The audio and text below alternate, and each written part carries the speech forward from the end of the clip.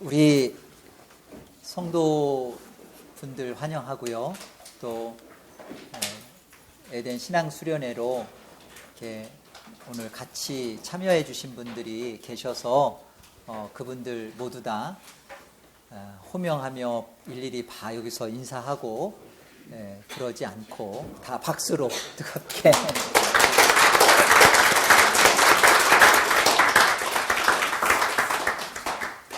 진주자매님 고맙죠? 네.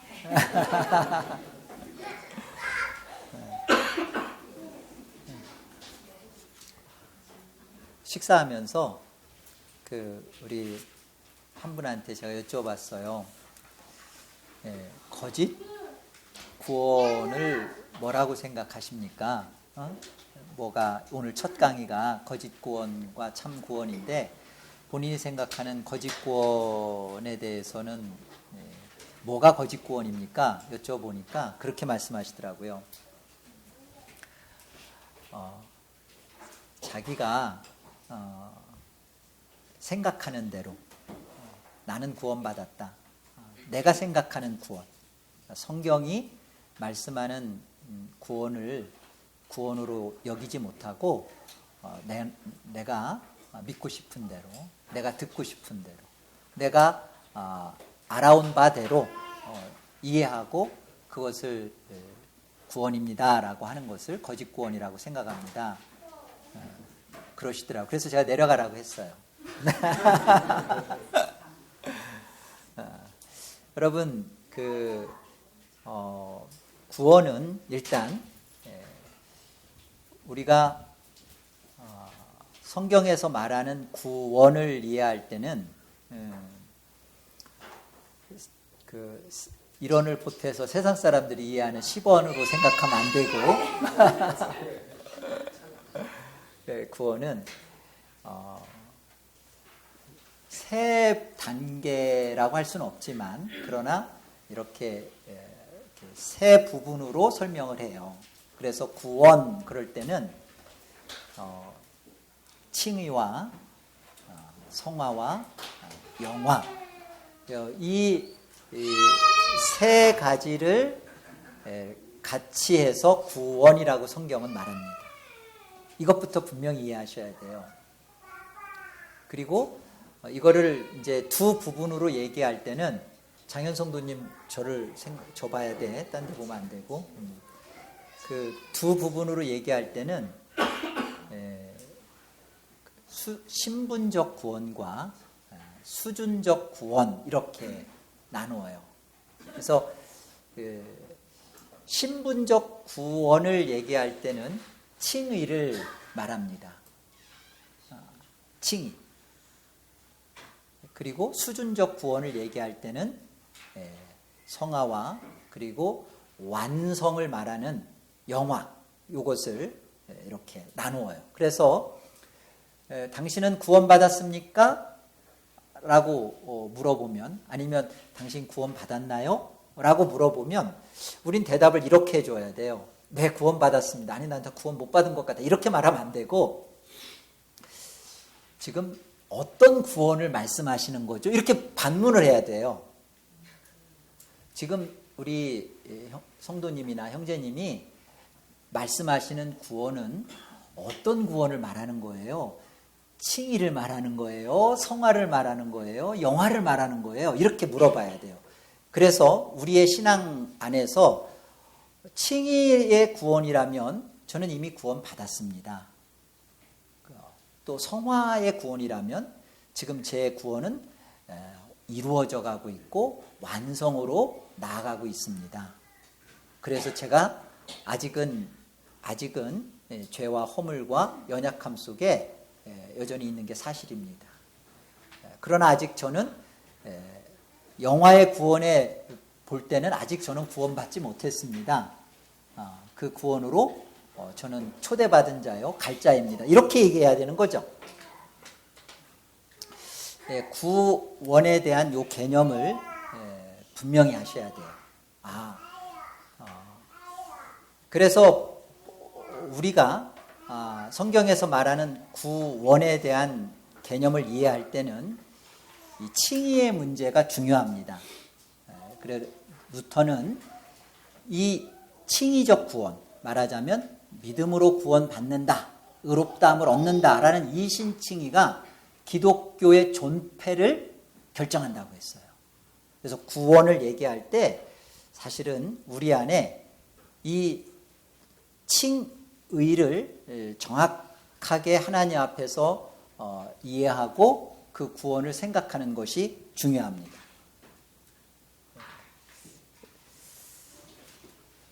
칭의의 구원이 분명해야, 그리고 이것을 바르게 이해해야 그 다음 어떤 단계의 구원의 삶을 완성되어져 갈 수 있어요? 성화, 수준적 구원으로 나갈 수가 있어요. 그러니까 칭의의 구원, 이 신분적 구원이 명확하고 성경적으로 분명하지가 않으니까 그 다음의 구원은 생각도 안 하고 그 다음 구원은 있는 거라고도 생각 안 하는 거예요. 이게 중요하고도 현실적인 우리 성도들의 실질적으로 오늘 돌아봐야 할 숙제예요. 그래서 칭의와 성화는 절대 분리될 수가 없습니다. 칭의의 구원은 받았는데 내가 하나님 앞에 의롭다, 정말 하나님 나라에 들어가는 그 백성이 되었는데, 성화, 하나님 백성다워지는 일은 난 몰라, 관심 없어. 여기에 관심이 없는 것은 하나님의 백성이 안 된 거예요. 칭의와 성화는 동전의 양면입니다. 칭의는 반드시 열매로 성화를 맺어요. 그러면 이제 어떤 사람 이런 말을 해요. 하나님의 때가 되면 열매를 맺겠지요. 아직 저는 때가, 칭의는 됐는데 아직 때가 안 됐으니까 성화에 관심이 없을 뿐이지 때가 되면 될 겁니다. 아니에요. 아니에요. 우리 안에 하나님이 칭의를 주실 때는 이미 성령으로 말미암아 우리 안에 하늘의 생명을 주셨어요. 그래서 나는 하늘 생명을 받았는지 인식이 안 되지만 하늘 생명이 들어온 자로서 내 안에 나타나는 일이 뭐냐면 회개하고 믿는 일이 내 안에서 있어요. 그러니까 칭의는 회개와 믿음 속에서 우리 안에 하나님이 주신 거기 때문에 반드시 어떤 일이 될까요? 어느 날 되겠지가 아니라 칭의가 이루어진 백성은 하나님의 말씀 앞에 갈등이 시작되고요. 그리고 이게 회개의 삶으로 터닝이 바라보는 방향이 이미 바뀌어버린 거예요. 내가 사느냐 못 사느냐의 문제에 대해서 이제 고민과 갈등을 끌어안게 된 거예요. 그래서 생각 없이 나는 이렇게 살아도 구원은 받은 것이고 구원은 틀림없을 것이고 이게 안 되는 거예요. 괴롭기 시작해요. 내 안에 하늘 생명이 있고 그리고 가야 할 곳을 봤기 때문에 그리 가야 하는데 못 가는 것에 대하여 심히 괴롭고 고통스럽습니다. 그러니까 이것이 성화로 연결이 되는 거예요. 아시겠죠? 예. 그래서 오늘은 이 칭의의 문제 속에서 우리의 그 참구원, 어떻게 칭의와 성화의 문제가 이게 떨어지지 않고 같이 있는가, 그리고 거짓 구원은 이것을 교묘하게 떨궈놔요. 이 부분을 신학적으로 잘 점검을 하셔야 합니다. 여러분은 아니라고 하지만 여러분 나름대로 신학이 다 있어요. 보통 철학, 개똥 철학 갖고 있다고들 그런 말 하잖아요. 그러니까 다들 나름대로 자기가 생각하는 인생의 철학들이 있거든요. 그런 것처럼 여러분들은 지금 한 분 한 분마다 여러분들의 신학이 있어요. 신학 공부를 해서 신학을 가진 게 아니라 이제까지 여러분들이 교회 생활을 해왔거나 성경을 읽으면서 여러분들에게 잡혀있는 하나님에 대한 관, 그리스도에 대한 관, 구원의 관이 있어요. 그렇기 때문에 어떻게 나타나냐면 신앙으로 그게 자연스럽게 여러분이 지금 하고 있는 거예요. 여러분이 왜 내가 하나님 말씀을 스스로가 안 볼까? 내가 왜 기도를 안 할까? 어떤 사람은 내가 왜 이렇게 기도를 하면 이렇게 큰 소리로 기도를 해야 된다고 생각하지? 작은 소리로 기도하는 것은 저거는 하나님 저건 못 들으시지. 하나님은 큰 소리로 부르짖으라고 했으니까 크게 기도해야지. 그리고 어떤 분은 작게 기도하는 분은 하나님 뭐 귀 잡수셨나? 뭐 꼭 그렇게 소리를 질러야 돼? 빽빽. 그래서 작게 기도를 한단 말이에요. 그건 왜 그래요? 그 사람의 기질과 성품일 수도 있지만 그가 그 자신의 기질과 성품 속에서 신학을 갖고 있다니까요.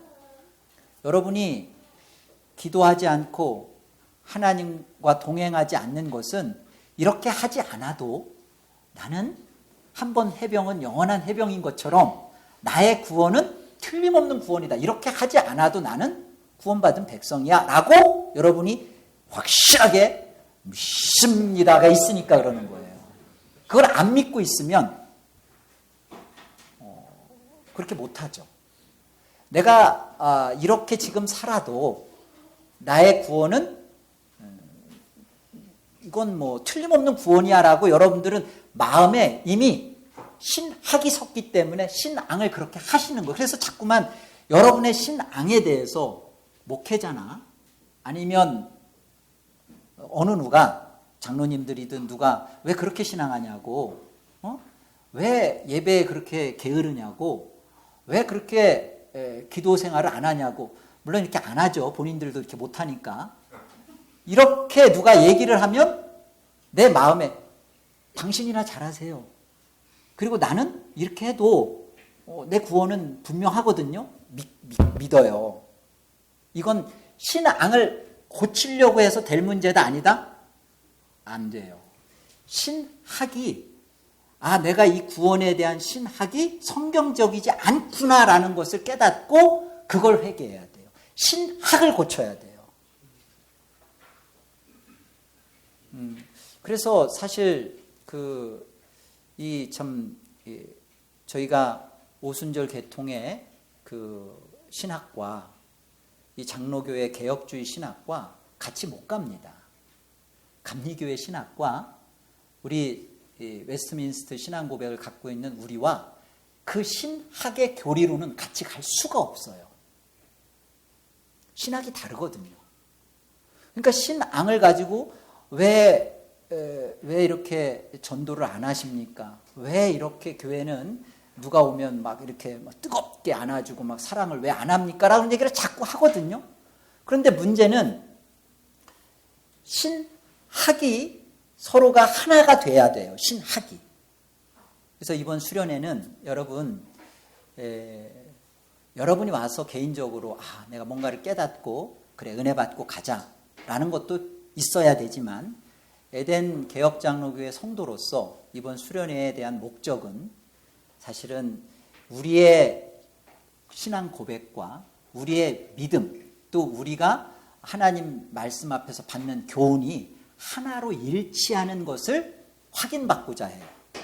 여기서 제가 어떤 설교를 앞으로도 지금까지 또 앞으로 어떻게 구원과 예배와 교회에 대해서 어떤 관점으로 어떤 신학적인 관점에서 말씀을 다룰 것이며 그리고 여러분들은 소그룹을 통해서 여러분들이 갖고 있었던 신학을 솔직하게 비교 점검 고치셔야 돼요. 여기 와서 내 신학은 있어. 신학이 있어. 그리고 거기에다가 뭘 하나를 얹어가려고 하면 큰일 납니다.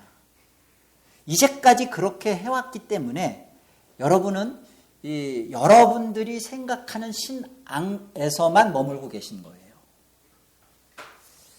적어도 하나님께서 이 지역교회 에덴 개혁장로교회를 하나님께서 세우셨고 그리고 이 교회를 통해서 직분자를 두시면서 이 교회가 갈 때는 성경 안에서 이 교회가 옆에 있는 다른 S교회나 H교회나 그런 교회와 같아질 이유는 없습니다. 같은 우리의 같은 보편적 교회로서 같이 협력하고 사랑하면서 가는 건 분명하지만 그러나 그 교회와 신앙 고백과 믿는 바가 다르기 때문에 가는 거예요. 그건 우리 고집 아니에요. 하나님께서 이렇게 다양하게 우리의 믿는 바를 분명히 하고 우리의 신학 안에서 하나님 앞에서 바르게 우리를 자라게 하시는 거예요. 그러니까 여러분이 믿는 바가 이렇게 이번 강의를 통해서 나는 이런 개혁주의의 구원관, 예배관, 교회관하고 나하고는 맞지 않는다. 맞는 대로 가셔야 돼요. 또 혼날 짓을 했습니다, 제가. 자, 이제 무슨 취지인지는 아시겠죠? 그래서 이번 강의를 통해서 뭔가 하나 지식을 새로운 걸 하나를 내가 얻어가자라고 하시지 말고 내가 정말 이 에덴 개혁장로교회 등록교우요 내가 한 지체로서 이런 거였구나, 이런 신학이구나, 이런 신학이라면 내 신앙이 이 신학에 맞춰줘야 되는 거구나, 요걸 우리가 같이 일치화시키는 이번 수련회가 되기를 주님의 이름으로 기도합니다. 아멘. 먼저 거짓을 논하기 전에 참을 얘기하는 게 여러분들한테 유익하다는 생각이 들었어요. 그래서 처음에는 제목을 거짓구원과 참구원으로 말씀을 준비하다가 그러다 보니까 거짓만 너무 많이 말하는 거예요. 아니, 거짓만 많이 말해놓으면 나중에 보니까 거짓이 여러분들한테는 너무나 비슷하거든요. 그러니까 여러분의 거짓 신앙이 이게 참 신앙일 걸 헷갈릴 것 같아서 일단 너무 길게 하지 말라고 자꾸 그러셔서 참 신앙을 먼저 하겠습니다. 참된 구원을 먼저 말할게요. 그리고 참을 분명하게 해놓으면 그 다음에 거짓은 여러분들 스스로가 참에 비추어 볼 때 그렇지 않으면 거짓이겠죠. 그래서 이렇게 참을 먼저 얘기하고 시간이 되면 거짓을 쉬었다가 또 하도록.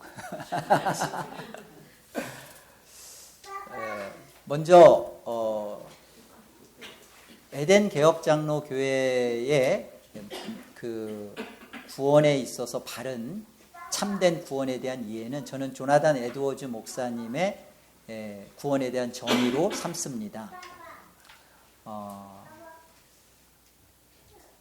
다른 어떤 것보다도 저는 이것이 칭의와 성화에 대한 바른 해석이고 관점이라고 생각합니다.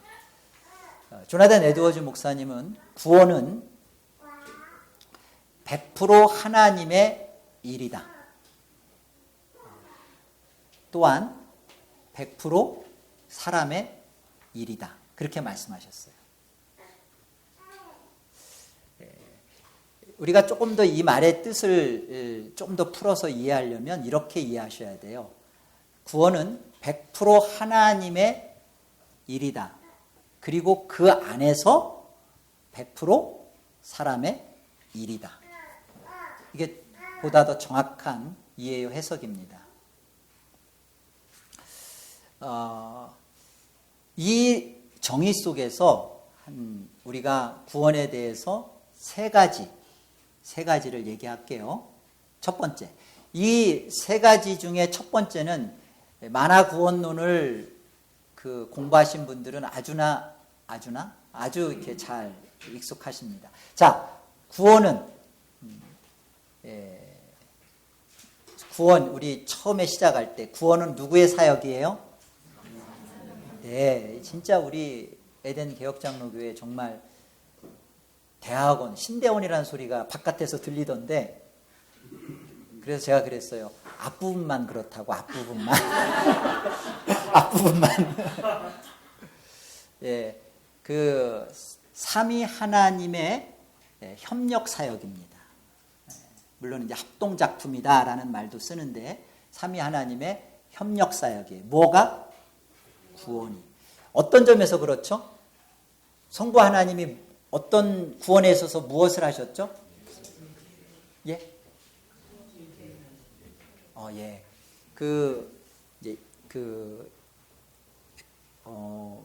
이제 작정과 예정의 차이는 작정은 하나님의 우주 만물과 모든 천지의 모든 것, 사실은 그 모든 것도 하나님께서 무엇을 위한 작정이냐면 우리 하나님의 형상을 따라 지은 우리들의 구원을 위한 하나님의 모든 창조와 섭리거든요.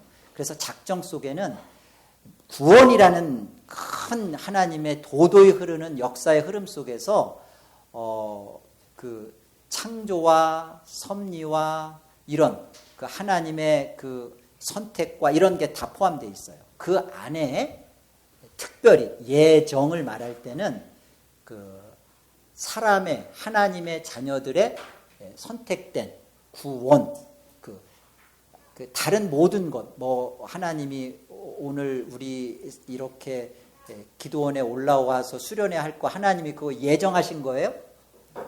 사실은 이것은 하나님의 작정 속에 있는 거죠. 그죠? 작정이라고 표현하는 거예요. 이 속에서 하나님이 섭리하셔서 무엇을 이루어가는 거죠? 우리의 하나님의 예정된 구원을 이루어가시는 거예요. 이 일을 누가 하신다고요? 만세전에 하나님께서 그리스도 안에서 하나님이 선택하고 구원하기로 한 자기 백성들을 하나님이 딱 그리스도 안에서 그를 작정하셨다. 그러니까 작정 속에는 역사 속에서 우리의 태어남과 우리의 역사 속에서의 우리의 시공간 속에서 우리의 살아가는 거, 어느 부모 밑에서 태어나고 또 어떤 학교를 다니고 또 내가 다니면서 어떠한 일들을 맛보면서 실패와 성공을 경험하면서 우리 안에 갖게 되는 모든 것들을 어디로 끌고 가는 거예요? 그리스도 안에서의 예정으로 끌고 가기 위한 하나님의 섭리가 있는 거죠. 그 일을 누가 하시는 거예요? 누가 계획하신 거예요? 성부 하나님. 그리고 성자 하나님께서는 어떤 일을 하셔요? 그 예수 그리스도 성자 하나님께서는 이 우리의 예정된 구원을 실제로 이루시는 일이 우리의 죄를 해결하고 하나님 앞에서의 의를 이루는 십자가의 죽으심과 율법대로서의 사심과 그걸 실제로 실행하시죠. 이게 성자 하나님이신 예수 그리스도의 구원입니다. 그것을 실행이라고 해요. 마지막 성령 하나님의 구원 사역은 뭐예요?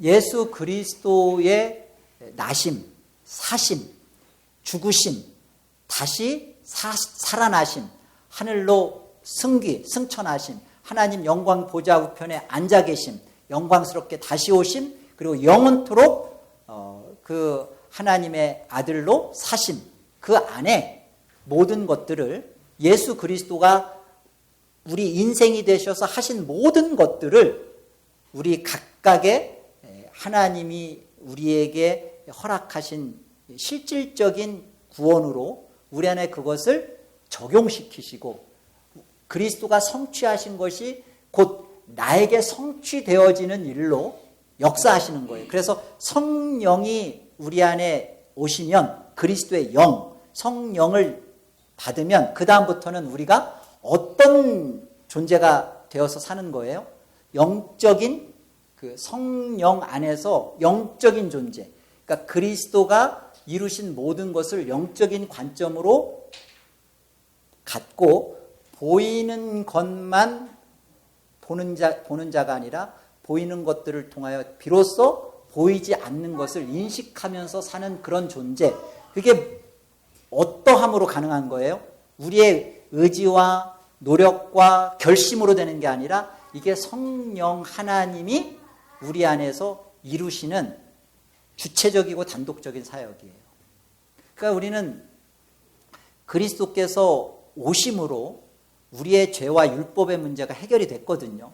근데 이것이 나에게 실질적으로 내 것이 되게 하는 그 일에 성령 하나님은 반드시 오셔서 우리 안에 그것을 성령이 이루셔야 되는 거예요. 성령이. 이렇기 때문에 구원 속에 잘 들으세요. 구원 속에 나라는 존재는 하등 개입이 안 돼요. 헷갈리시면 안 돼요. 구원은 이 성삼위 하나님께서 다 하셨어요. 그리고 그 성령 하나님께서도 그 일을 우리에게 이루시는 일에 있어서 그 일에 우리의 어떠함이 아니라 은혜와 믿음이라는 것도 마찬가지예요. 은혜로 이 일을 다 우리에게 주신 겁니다. 그래서 구원은 그런 거예요. 성삼위 하나님의 구원이라는 것을 우리가 이해를 하셔야 되고, 그렇다면 그 성삼위 하나님의 구원 속에서 다 모든 것을 하신 그 구원 속에서 대체 나는 어떻게 구원받은 것인가? 나는 바지저골인가? 어떻게 구원받은 것인가? 여러분, 바지저골이 맞아요. 이 하나님이 주시려고 했던 그 우리에게서의 구원 속에 우리가 한 게 없어요. 한 게 없습니다. 있다고 생각하시는 분은 이따가 저기 봬요, 따로.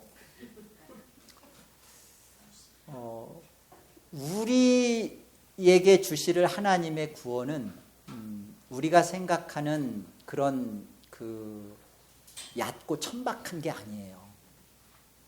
그 하나님의 그 영광스러운 보좌와 그 아들이 누렸던 그 모든 것을 같이 누리며 맛보는 그런 구원이기 때문에 이 구원은 우리가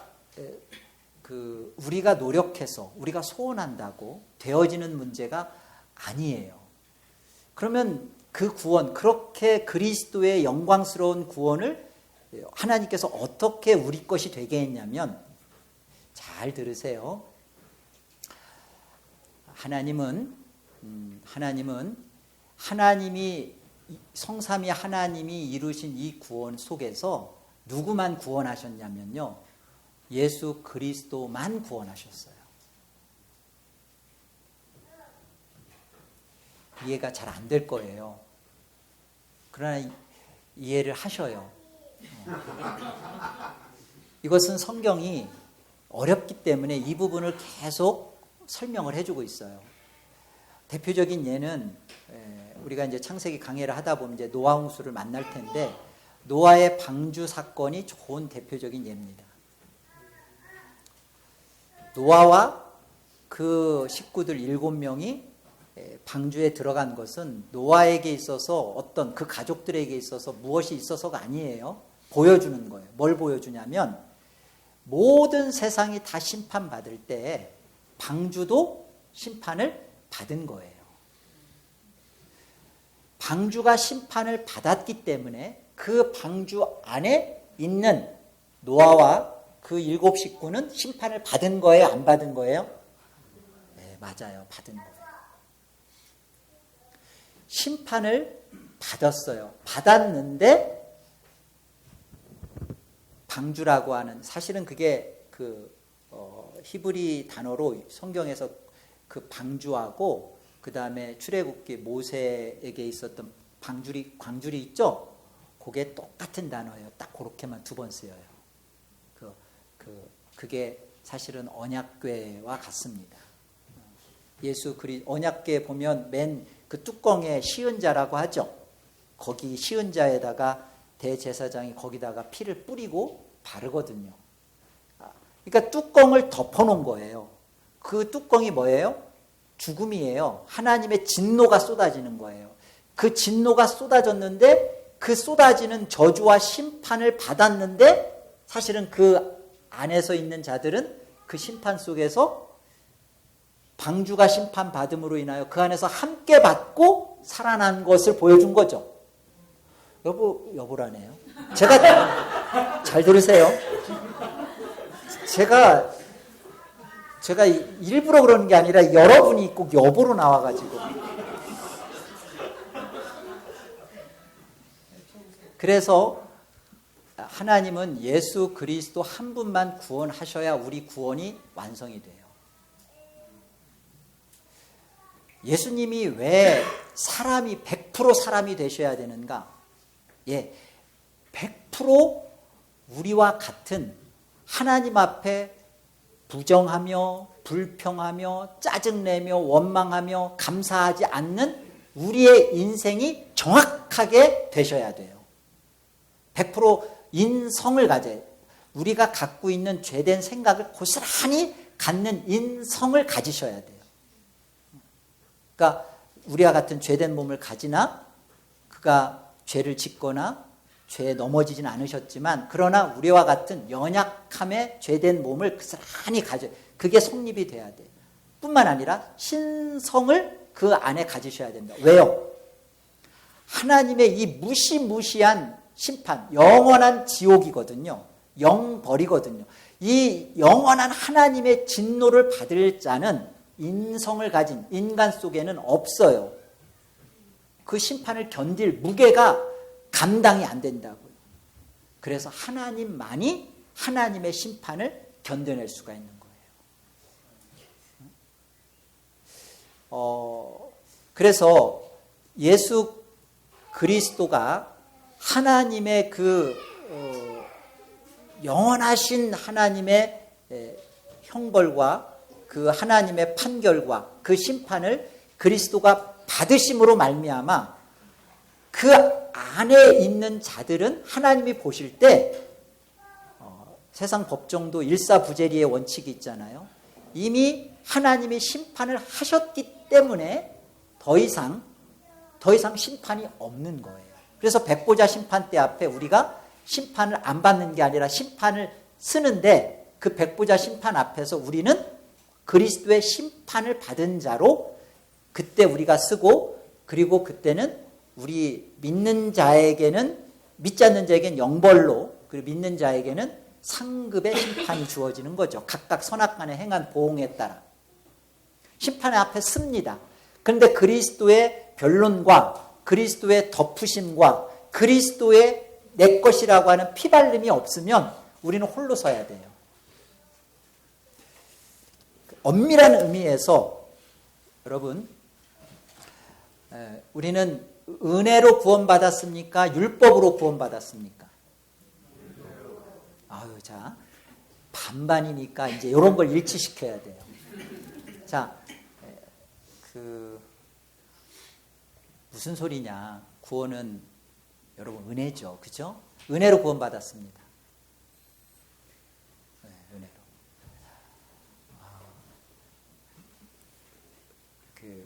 은혜로 구원받은 게 아니라 예수님이 율법 지켰으니까 우리가 율법으로 구원받은 것이죠. 한번 손 들어보세요.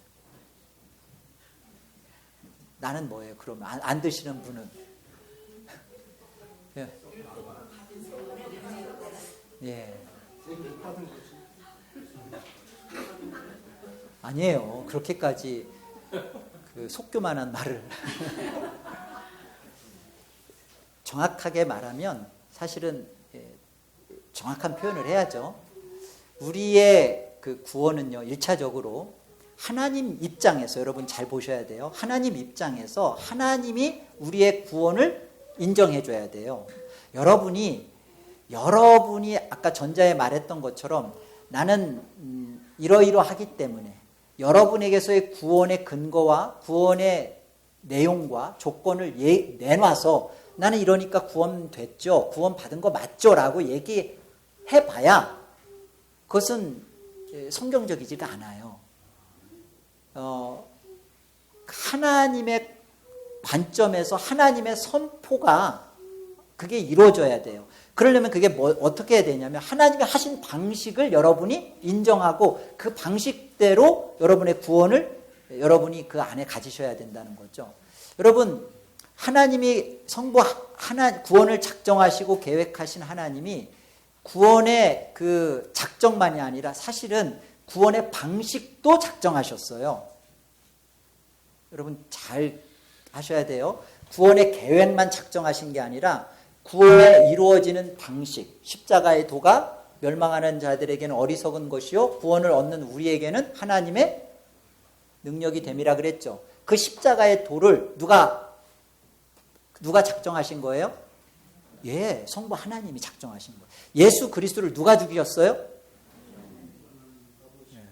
제가 언젠가 그랬잖아요. 그 가정 경건회하고 그럴 때 어렸을 때 예수님 얘기를 십자가 예수님 얘기를 막 하면서 이 예수님이 우리 죄를 위해서 죽으신 분이고 정말 너무나 우리의 죄 때문에 피를 흘리셨고 고통당하셨다 그런 얘기 쭉 하면서 제가 막내 녀석 한결이한테 한결아 예수님 누가 죽였냐고 대체 어떤 나쁜 놈이 예수님을 죽였냐고 저는 한결이의 본인의 신앙으로 고백되어지길 원했는데 대뜸 한다는 말이 자기가 안 죽였다고 작은 누나가 죽였다고 자기는 그런 적 없다고 그러면서 애가 울려고 하더라고요. 그래서 십자가에 죽는 이 예수 그리스도를 죽이신 분은 유대인도 아니고 로마 군병도 아니고 가룟 유다도 아니고 하나님의 작정 속에서 그들은 사용되어진 도구예요. 결국은 우리도 마찬가지예요. 내가 죽였다. 좋아요. 여러분의 감정이 그렇게 말한다면 그렇게 고백하는 것도 좋아요. 그러나 그 내가 죽였습니다라고 100번 1000번 얘기한다고 해도 내가 죽였습니다는 것으로 하나님 앞에서는 우리가 그 하나님의 무서운 진노를 피해갈 수 없어요. 하나님은 심판하셔야 돼요. 죄인인 우리. 하나님은요, 죄인은 사랑하셔요. 그러나 죄는 절대 용납하지 않습니다. 결국은 천국 가는 문제는 죄인인 나를 사랑해서가 아니라 내 죄가 해결됐기 때문에 가는 거예요. 내 죄가 저는 여러분들 좋아서 가는데 오지 말라고. 이게 저와 김영은 성도님과의 지금 이런 딜레마예요. 저는 가는데 김영은 성도님은 거기까지만 스탑. 근데 이제 다가오고 계셔요. 그런데 우리가 생각할 때 하나님께서 우리의 죄를 어떤 방식으로 해결했는지를 여러분이 분명하게 붙잡으셔야 돼요. 그건 십자가의 도입니다. 그리고 이 십자가의 그 도를 온전히 이루시고 하나님이 보실 때 우리의 죄된 모든 것을 처리하는 문제에 있어서 하나님은 율법이라는 것을 예수 그리스도 안에서 그것을 심판하신 거예요. 예수 그리스도가 사실은 그 율법의 심판을 받은 거죠. 또한 율법을 다 지켜내신 거죠. 하나님이 법이라고 하는 것에 대하여 예수 그리스도가 방주가 돼서 그 심판을 받은 거예요. 안 받고는 우리의 구원이 없어요. 받았어요. 예수 그리스도의 심판을 받은 율법의 심판을 우리가 율법을 받았기 때문에 심판을 받았기 때문에 사실 우리의 구원은 율법으로 구원을 받은 거예요. 왜? 율법의 심판이 이루어졌고 율법을 다 지킨 예수 그리스도니까. 근데 사실은 저와 여러분이 율법을 지켰나요? 실제로 우리가 하나님의 그 쏟아지는 진노에 대해서 하나님의 무서운 형벌을 다이렉트로 맞았나요? 그러나 사실은 그리스도 안에서 우리가 그 율법을 다 지킨 자요, 맞은 자거든요. 그래서 우리 쪽에서는 그걸 은혜다. 그러나 하나님 쪽에서 볼 때는 우리 쪽에서는 은혜예요. 그리고 하나님이 우리에게 은혜를 베푼 거예요. 그러나 하나님 쪽에서 보세요. 하나님 쪽에서는 율법으로 우리를 다 죽여버린 거예요. 그리스도 안에서 우리를 다 죽여버린 거예요. 그런데 그리스도가 하나님의 그 무서운 진노를 받고 우리를 다 어미닭이 새끼 병아리들을 다 그 품에 끌어안고 독수리가 지나간 다음에 다시 그걸 풀어놓듯이 우리가 그렇게 받은 거예요. 우리 구원은 그겁니다. 그래서 이 구원을 제대로 이렇게 인식한 사람은 그 다음 이제 설명할 필요가 없어요. 구원을 받았는데 그 다음에 열심, 주를 로마서 12장 9절에 주를 향한 열심, 주를 향한 그 뜨거운 애정과 사랑과 내 안에서 주를 향한 달려가는 마음이 안 생긴다, 없다. 그러면요, 그건 딱 뒤집어 보면 딱 답은 하나예요. 두 개예요. 그 사람이 인간이 아니거나 또 하나는 그는 그 하나님 앞에서 자신이 받은 심판의 내용이 어떤 심판인지, 그리스도가 왜 죽었는지, 그리스도의 죽음 안에서 내가 어떻게 살아난지를 진짜 모르는 거예요. 이 부분입니다. 그렇기 때문에 여기에서 이 하나님이 예수 그리스도 안에서 엔크리스토죠. 예수 그리스도와의 하나됨 속에서 나를 율법으로 죽였고 율법으로 난 죽었기 때문에 더 이상 이제 율법에 매여서 사는 자가 아니라 우리 이제 은혜예요. 그 은혜는 어떻게 사는 거냐? 은혜는 주를 사랑하면서 사는 거예요. 그래서 제이시 라일 목사님 믿음으로 살라라는 그 책에서 보면 열심이라는 파트에서 그런 부분을 다뤄요. 내용은 말하면서 형식이 없는 것, 그거 무신론자입니다. 그렇게 얘기해요. 내가 주를 사랑합니다 라고 하는 내용을 갖고 있어요. 그런데 형식, 주를 향한 구체적인 열심의 내용, 열심의 표현이 없어. 그거 무신론자래요. 예수 그리스도를 정말로 자신의 구세주로 받은 그런 사람 아니다, 그렇게 얘기해요. 그러니까 우리가 구원받기 위해서 어떤 열심을 품는 것은 이제는 아니에요. 이미 구원을 어떻게 받은 거예요? 그리스도 안에서 하나님의 무서운 심판을 이미 받은 구원이에요. 그렇게 이제 더 이상 하나님을 두려워하면서 내가 이렇게 살면 지옥 가지, 내가 이렇게 살면 하나님의 심판이 임하지, 그럴 걱정은 할 필요 없어요. 여러분, 그건 이제 분명해졌죠. 여러분 뭐 예배도 빼먹고 딴짓도 하고 그런데 하나님 벼락 한 번 안 때리셨잖아요. 그렇게 안 하세요. 그리고 뿐만 아니라 또 구원받은 여러분들 속에 꿈에 나타나서 너 열심히 주를 섬기지 않으면 내가 벼락 칠 거다, 그렇게 말씀도 안 하세요. 하나님은 그렇게 비인격적으로 우리를 몰아붙이지 않습니다. 이제 우리 안에 벌어지는 건 이제 뭐예요? 내가 이 예수 그리스도 안에서 그리스도만을 구원한 그 완전한 구원 속에 내가 있다라는 그 사실이 나의 믿음으로 들어온 자는 이제 어떻게 사는 거예요? 내가 받은 이 구원이 구원다워져 가도록, 내가 하나님의 백성과 자녀가 되었는데 그 자녀다워져 가는 그 은혜의 영광을 내가 사모하면서 내가 주를 섬기고 거룩으로 이루어져 가고 하는 거예요. 언젠가 제가 말씀드렸죠. 거룩한 사람은 이꼴 헌신된 사람이라고. 하나님을, 주를 사모하는 사람이라고. 사랑하는 사람이라고. 로마서 8장 28절 혹시 보지 말고 그 말씀 내용 혹시 아는 분? 로마서 8장 28절. 누가 우리를 불쌍히 사랑해서 그들이요. 그 31절.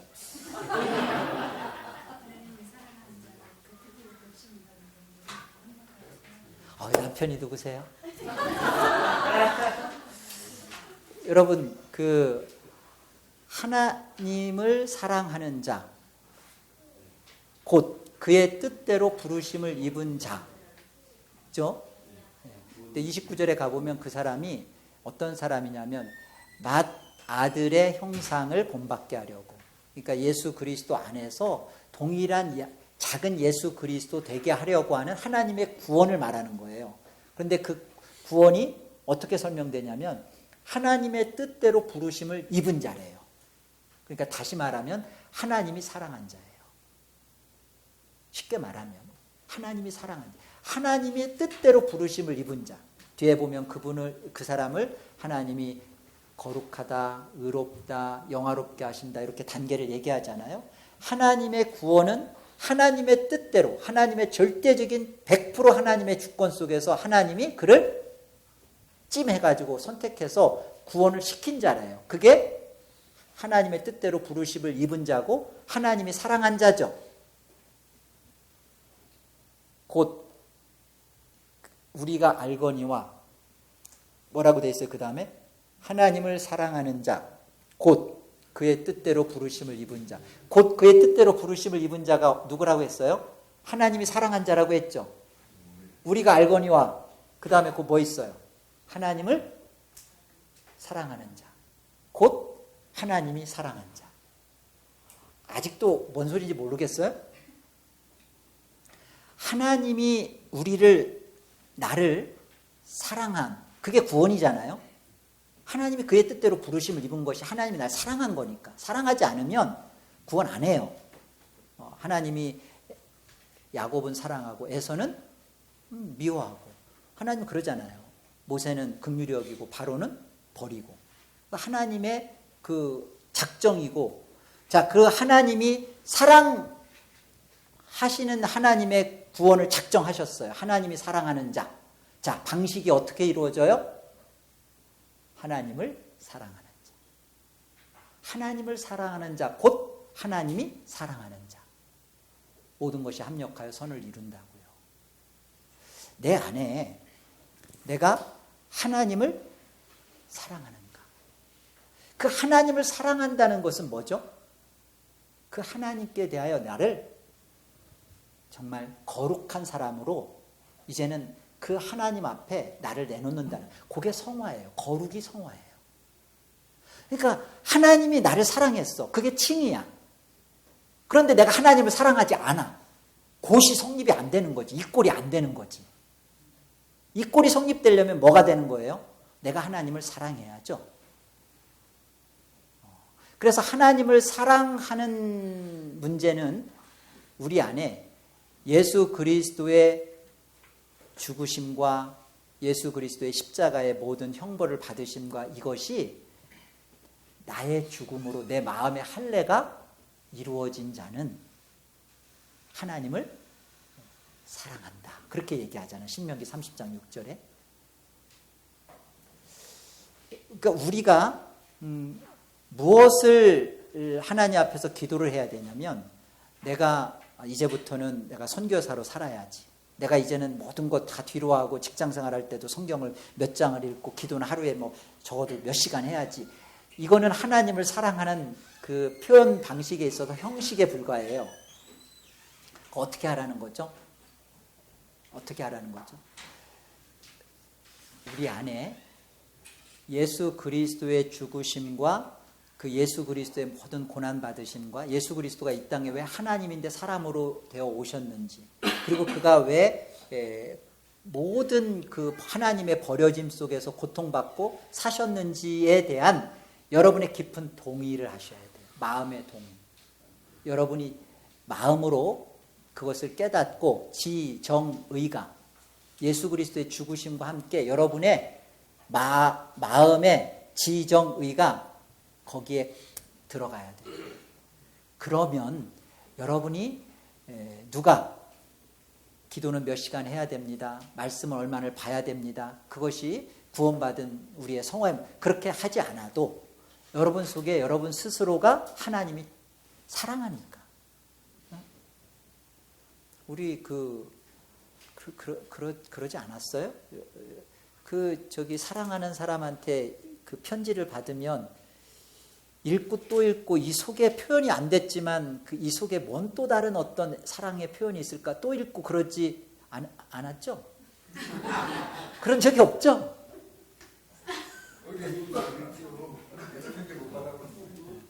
연애 편지를 받아보고 그 안에서 편지를 받아본 사람은 안 읽을 수 없어요. 왜?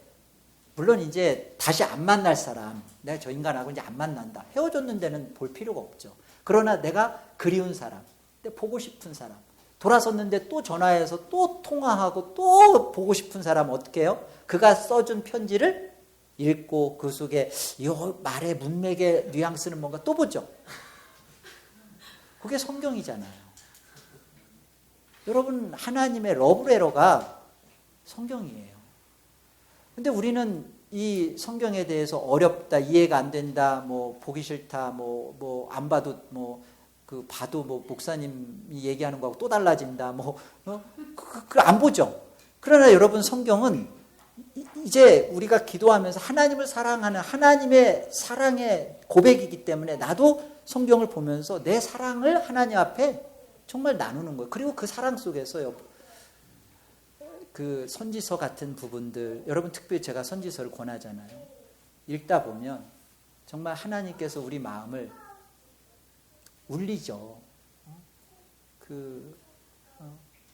정말 우리 마음 속에 하나님이 나를 이렇게 사랑하시는구나. 여러분, 그 호세아 선지서 같은 경우를 여러분 그냥 밋밋하게 읽을 수 있어요? 읽어낼 수 있어요? 고멜과 같은 그런 나의 그 죄된 자를 이렇게까지 추격하여 와가지고 나를 기필코 예수 그리스도의 십자가로 구속해내서 이렇게까지도 사랑한다는 하나님의 이 눈물 가슴 시린 그 하나님의 사랑의 편지를 내가 읽는데 내 안에서 아무런 하나님께 대한 나의 그 반응이 없다면, 그거는 여러분이 스스로가 한번 스스로에게 그런 사람이 누군가 있다면, 그러고도 자기는 구원받았습니다, 나는 자기는 죽어도 천국 갑니다, 그게 안 되겠죠. 그래서 우리의 구원은 내가 하나님 앞에서 이뤄내야 되는 그런 부분이 아니라 하나님이 예수 그리스도를 통하여 하신 일을 내 안에서 그 사실로 내 것이 된 자가 하나님 앞에 정말 받은 구원이고요. 그리고 이런 율법이 다 그리스도 안에서 이루어져서 내게 받은 그 은혜를 가진 자는 이제 어떤 신앙을 하게 되냐면 열심을 품고 주를 섬기는데, 그것은 다 이제 자기를 향한 영광이 아니라 하나님께로 향한 영광으로 가는 겁니다. 그래서 우리가 점검해야 될 게, 구원은 성삼위 하나님의 합력사역이고, 그리고 이 일은 예수 그리스도 안에서 하나님이 주신 구원이구나, 예수 그리스도를 다 심판하셔서 받은 구원이구나. 또 하나 그 속에서 이해할 것은, 하나님의 구원의 작정은 결과만이 아니라 과정도, 인간의 자유의지를 하나도 훼손하거나 손상시키지 않고 하나님이 우리의 의지를 인격적으로, 마음의 할례를 받은 자들 속에 하나님을 인격적으로 지정의를 동의해서 그 하나님을 사랑하는 그것 또한 작정해 놓으셨구나. 그래서 내가 하나님 앞에 신분적으로 구원받았다, 칭의받았다고 하는데 하나님께 대한 열심을 안 해. 안 해요. 내 안에서 주를 향하여 섬기는 게 안 나타나. 여러분, 죄송한 말이지만 그것도 작정되어 있는 거예요. 그럼 내 구원은 내가 정말 구원받았습니다, 나는 정말 하나님 앞에 틀림없는 구원입니다라는 가장 성경적 확인이 뭐예요? 우리가 하나님의 그 결과를 어떻게 작정해 놨는지는 감추어 놓은 비밀이에요. 신명기 29장 29절 말씀입니다. 감추어 놓은 비밀이에요. 그러나 하나님이 나타내신 비밀이 있대요. 그건 뭐예요? 과정이에요. 과정. 여러분이 오늘 내가 하나님을 사랑하는 모습, 내가 하나님을 사랑하여서 하나님 앞에 동행하고 기도하고 내가 하나님께 대한 나의 그 거룩과 헌신을 나타내고, 그럼 그게 뭐예요? 우리의 자유의지를 통한 하나님에 대한 사랑이 뭐예요? 그게 하나님이 작정해 놓으신 구원의 과정이라고요. 여러분, 이것 안에서 우리는 내가 칭의의 구원을 내가 받았나? 내가 구원받은 게 확실한가? 어디에서 확인돼요? 여러분, 성화의 열매 속에서, 성화의 삶 속에서. 그래서 조나단 에드워즈 목사님 말씀하신 것처럼 하나님의 구원은 100% 하나님의 주권적인 사역이에요.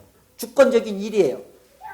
그리고 그 안에서 우리는 100% 내가 하나님의 작정된 구원 속에서 내 과정을, 하나님을 사랑하며 그 하나님 앞에 나를 드리는 그런 삶을 사는 거죠. 이게 참된 구원의 모습이고요. 그리고 이곳에서 우리는 성도로서 빌립보서 1장 29절 말씀, 그리스도를 위하여 너희에게 은혜를 주신 것은 다만 그를 믿을 뿐만 아니라 또한 무엇도? 고난도 받게 하려 하십니다. 이제 비로소 구원에 대한 그 이해가, 내가 죽으면 장소적으로 환경적으로 좋은데 눈물 고통 없는 그런 천국에 가는구나, 일하지 않는 곳으로 가는구나. 여러분, 이렇게 살아가면서 일하는 거 많이 힘들죠? 힘드실 거예요. 오늘도 일하다 오신 분들도 계시고, 천국, 일이 없는 곳. 근데 천국은 일이 있어요. 이제 갑자기 가기 싫어졌죠? 그런 천국은 가기 싫은데, 근데 그 일이 너무 막 사모되고 너무너무 기쁜 거예요.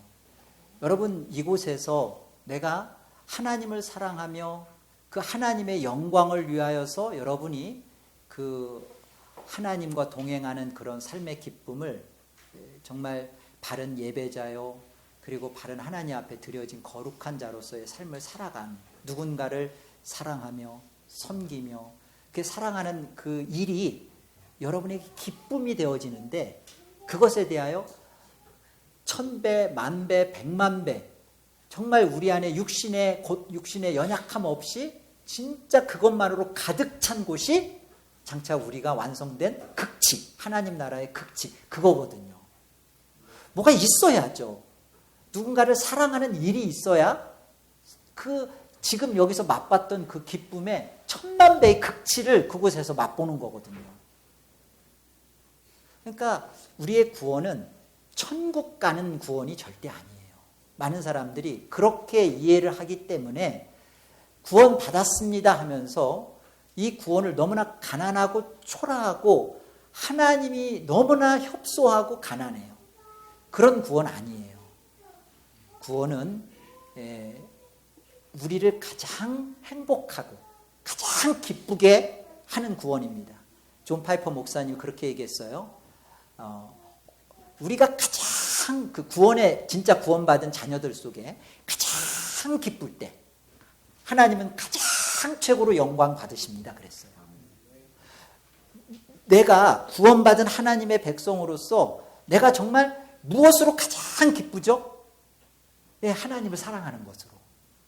내가 그 하나님을 사랑하는 것으로 그 어떤 일을 감당할 때 하나님 앞에 기도를 하거나 보이지 않게 누군가를 섬기거나 정말로 여러분이 하나님 앞에서 여러분의 자아를 처리하고 죽음의 문제를 통과할 때, 이때 하나님은 영광을 받으시는 거예요.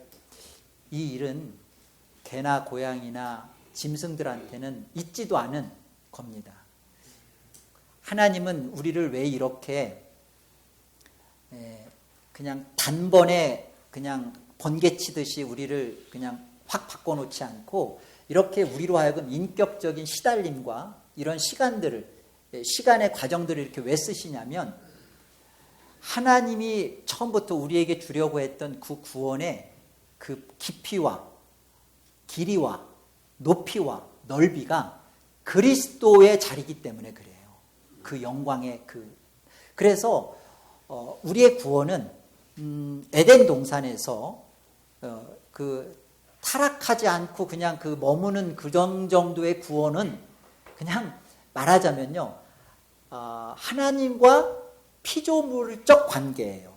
하나님은 하나님의 말씀을 주시면서 우리에게 베풀어 주실 그 구원, 그리스도 안에서 하나님이 작정하셨던 구원은 창조물과 피조물의 그런 구원, 그런 구원이 아니라 하나님과 아들의 구원, 그런 관계적 구원.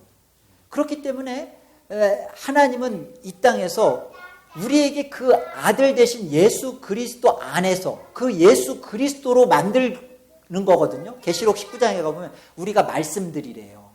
그런 그리스도적 그런 존재로 우리가 그리스도가 되는 건 아니에요. 아들, 하나님의 아들, 그리스도적 그런 존재로 만들어가는 일에 있어서 하나님은 우리에게 이런 섭리하시고 과정을 쓰셔서 우리를 그렇게, 여러분들이 원치 않는 삶의 시간들과 이런 시련들을 거치면서 결국은 하나님의 아들 된 그 기쁨, 그 생명 주려고 하시는 거예요. 그러니까 구원파가 이단인 이유는, 구원파가 잘못된 것은 우리의 구원을 창조주와 피조물적 구원으로 갖다 놓기 때문에 이단이에요. 에덴 동산에다만 갖다 놓는 거예요. 그리고서는 죄가 해결됐다고 하니까. 그렇지 않은 거죠. 우리는 하나님 안에서 칭의가 이루어진 다음에 하나님이 우리 안에 왜 우리의 삶을 계속 섭리하시고 우리로 하여금 하나님의 말씀 앞에 우리를 양육해 하시고 예배 속에서 우리를 이렇게 부르시면서 끌고 가세요? 하나님의 아들들 되게 하는 거. 요 구원입니다.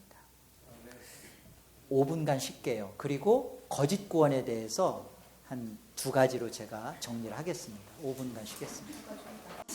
우리가 참된 구원을 이해할 때 다 같이 얘기해요. 구원은 아니 여러분들 다 같이 이해를 해주세요. 구원은 그 100% 하나님의 사역이다. 그리고 그 안에서 100% 사람의 일이다. 이걸 이해를 해주시고, 그리고 그 구원은 이 100% 이루어지는 하나님의 구원, 절대 주권과 그 안에서 이루어지는 구원은 성삼위 하나님의 합동작품이고 협력사역이다. 그리고 이 하나님의 삼위 하나님의 협동사역 속에서 이루어지는 것은 그 예수 그리스도와의 연합으로 이루는 구원이다. 여기까지 정리가 돼야 돼요.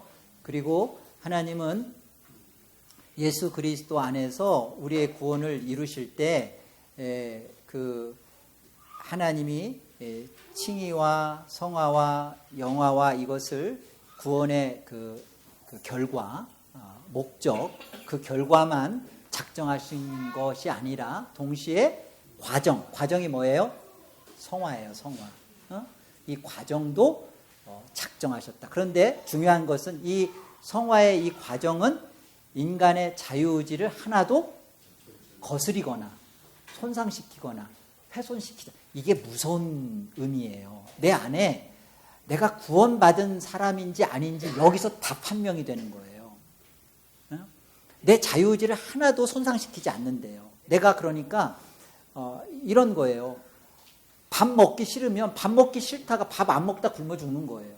밥 먹고 싶어지고 밥을 자꾸 먹고 그러는 것은 건강해지는 거고. 그러니까 내 안에서 기도를 안 하는데 내 안에 기도를 안 하고 있는 증거는 뭐다? 내 자유의지를 하나님이 거스리지 않고 내버려 두는 거예요. 그래서 우리의 성화가 외면당하고 이 수준적 구원이 안 이루어지고 있는 것은 내가 하나님의 그 영원한 구원의 그 작정 속에서 그 과정이 증명하는 거란 말이에요. 그래서 나무는 열매로 안다. 그 열매가 맺혀 있지 않는 것은 좋은 나무, 아름다운 나무가 아니다라고 성경은 자꾸 얘기하는 거예요. 아시겠어요? 그리고 하나님이 이루신 그 구원은 창조주와 이런 피조물적 관계의 구원이 아니라 아버지와 아들의 관계로의 구원이기 때문에 그 아들의 영광에 참여시키는 구원이기 때문에 그런 구원을 받은 자는 관점과 초점이 천국 장소적으로 그런 가는 것은 그것은 종속적 구원이에요. 궁극적 구원은 하나님의 영광이라고요. 그러니까 하나님의 영광이 우리를 천국으로 이끄는 것이고 그러다 보니까 그곳이 천국이라는 그런 정말 그 극치의 모습에 우리가 있는 거지. 그렇죠? 그러니까 아들의 맏아들의 형상을 받은 그런 구원은 우리의 모든 것이 하나님의 영광에 우리의 구원을 궁극적으로 갖다 놓는단 말이에요. 그래서 구원받은 자는 그 증거가 성경적 증거가 뭐냐면 내 안에 하나님의 영광을 위하여 나를 하나님 앞에 헌신해요. 하나님 앞에 주를 향한 열심을 품는다고. 하나님께 대한 열심과 주를 향한 하나님께 대한 영광이 내 안에서 식고 나타나지 않는 것에 대해서는 내 자유의지가 손상당하지 않고 있는 이 일에 대하여 우리가 이 부분에 대해서 격분해야 되고 이 부분에 대해서 깨어나야 돼요. 죽은 자에게는 성경은 절대 깨어나라 일어나라 말하지 않아요. 잠자는 자여 일어나서 깨어라 그래요. 그러니까 내 안에 이런 오늘의 말씀을 들으면서 여러분에게 도전이 생기는 자는 죽은 자가 아니라 잠자고 있는 자예요.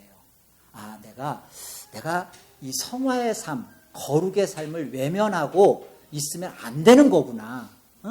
내가 하나님의 영광을 위하여 끝까지 그 길을 달려갈 길을 다 하다가 관제, 기름 전제처럼 내 인생에 그 완전히 부음을 받은 그 바울적 삶을 내가 살아가는 게 그게 좁은 문이고 좁은 길 가는 것이고 그게 하나님 앞에서 구원의 영광을 지키는 거구나. 그리고 이 일에 있어서 정말 성령 하나님께서 그리스도가 하나님 앞에 가지셨던 그 기쁨과 은혜를 내 안에 틀림없이 그걸 이루실 거라는 그 믿음을 갖고 신앙을 하는 거예요.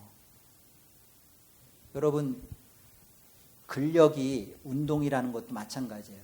영적으로 기도 생활 안 하면 여러분 영적으로 여러분 근력 생기지 않으면 점점 힘이 무력해지듯이 기도하지 않고 말씀 보지 않고 여러분 순종하지 않고 헌신하지 않으면서 그러면서 영적 근력과 파워를 가질 수는 없어요.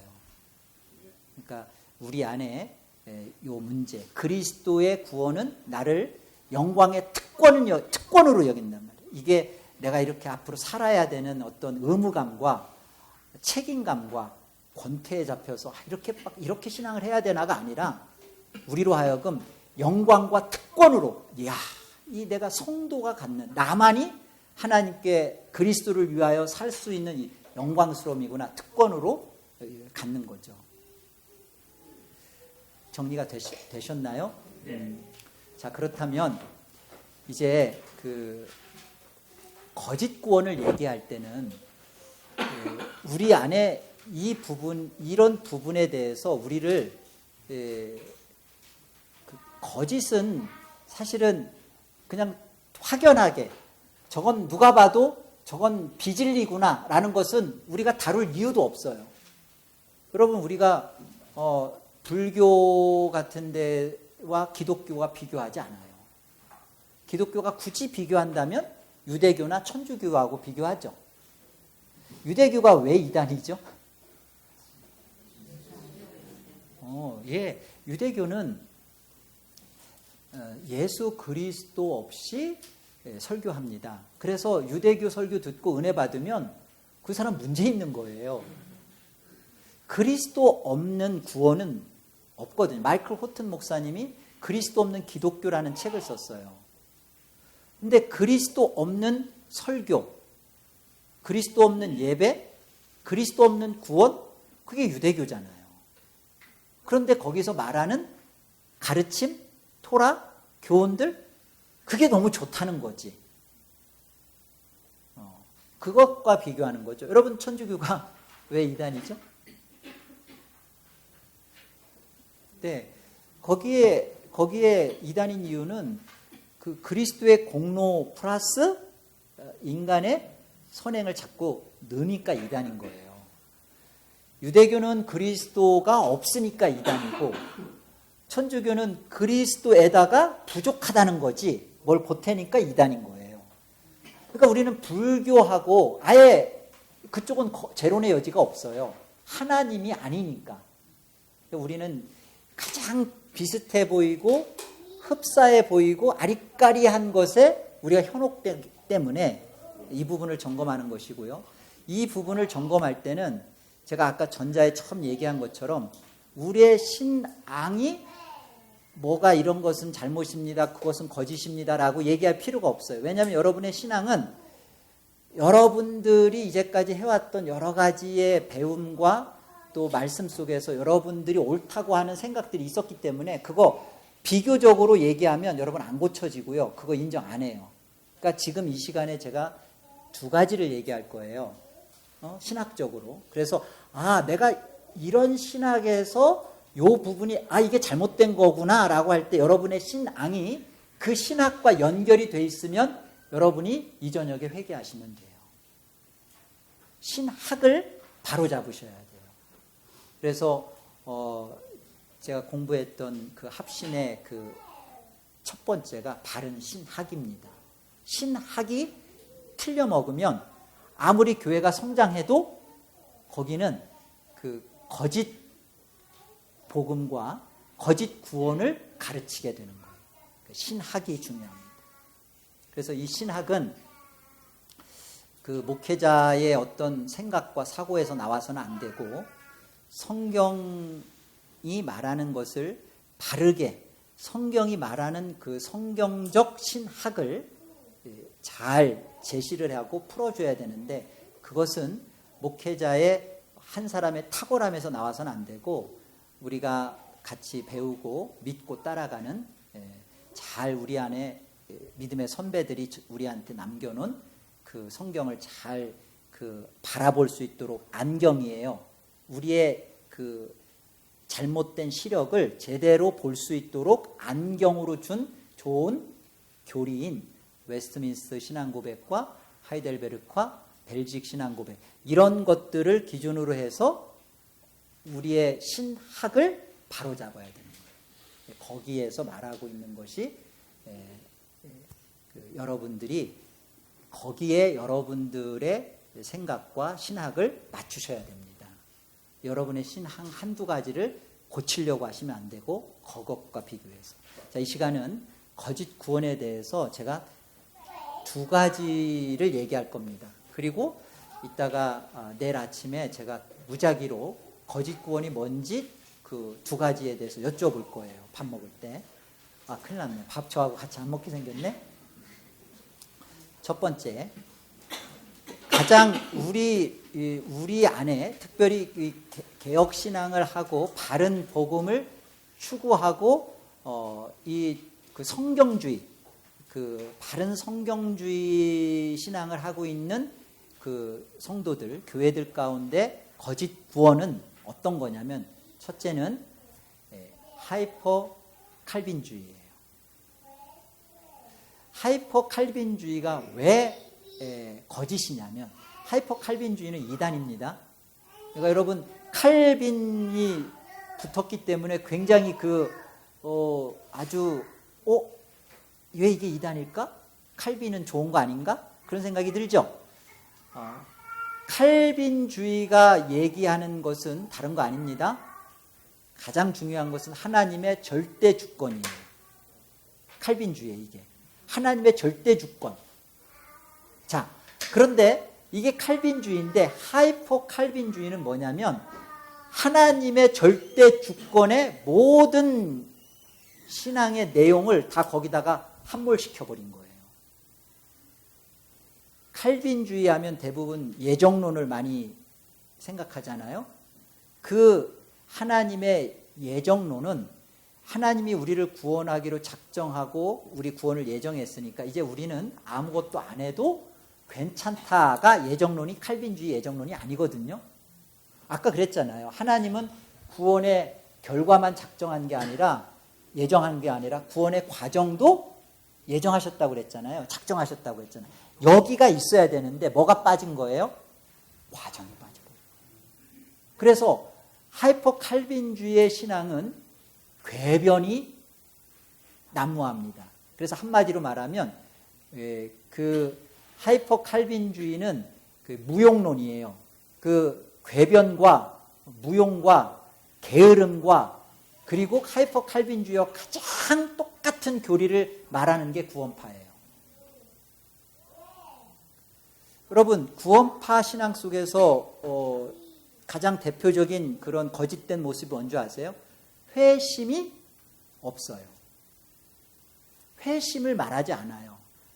회개가 하나님 앞에서 우리가 한번 전체적으로 한 다음에 날마다 손과 발을 씻는 그런 일이, 그 날마다 하나님 앞에서 우리 자신을 돌아보며 우리의 성화적 거룩한 삶을 이뤄가야 되는 것에 대하여 구원파는 그런 거 없다고 그래요.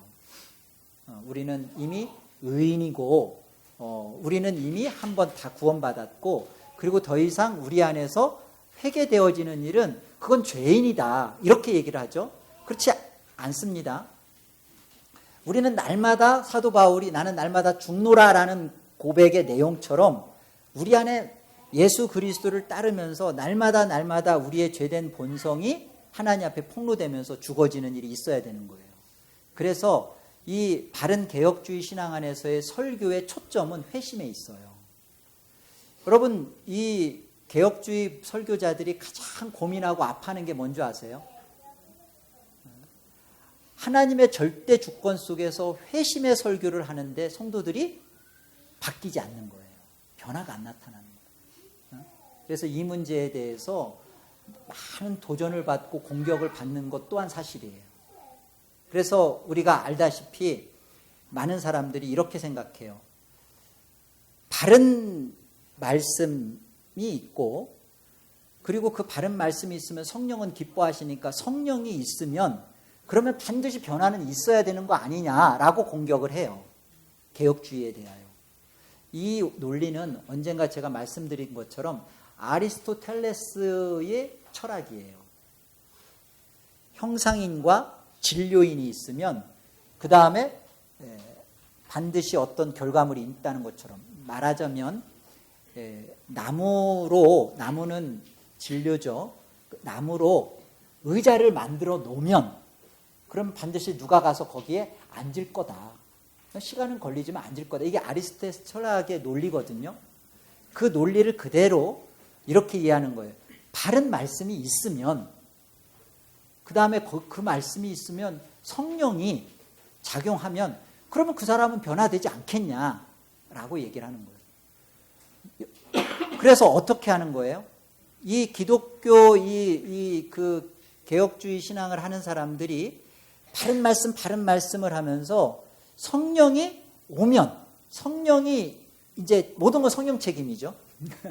성령이 오면 그 다음에 나는 갑자기 뭐 정말 뜨거운 사람이 되거나 나는 내가 어쩌지 못하는 그 하나님 앞에 사로잡힌 사람이 되거나 그래서 갑자기 선교사로 갈까봐 걱정도 하지만 그런 생각 속에 있는단 말이에요. 이거 뭐가 잘못된 거죠?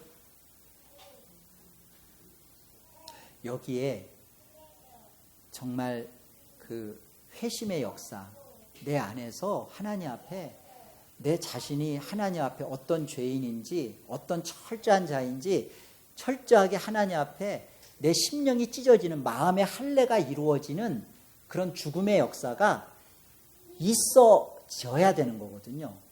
성령이 우리 안에 이미 성령으로 말미암아 거듭나지고 중생되어진 사람은 성령이 있잖아요. 이미 안에 성령이 있잖아요. 성령이 계시는데 왜 다른 말씀 속에서 역사가 안 나타나냐고요. 이건 뭐가 없는 거예요? 이 말씀 앞에서 성령의 역사 앞에서 내 심령이 내 상태가 교만한 거예요. 하나님 앞에 푸토코스 절대적 빈곤과 상한 심령으로 찢어져서 하나님 앞에 내가 하늘을 본 자요 하늘의 생명을 가진 자로 이 답답증을 가지고 하나님의 영광을 위해서 살려고 하는 마음의 할례가 안 이루어진 상태인 거예요. 그러니까 그걸 회개해야 됩니다. 하나님, 지금 하나님의 말씀이 내 안에 생명으로 떨어지고 있고 성령은 그 말씀을 즐거이 사용하여서 나를 변화시킬 수밖에 없는데 왜 이게 내 안에 안 이루어집니까? 답은 뭐예요?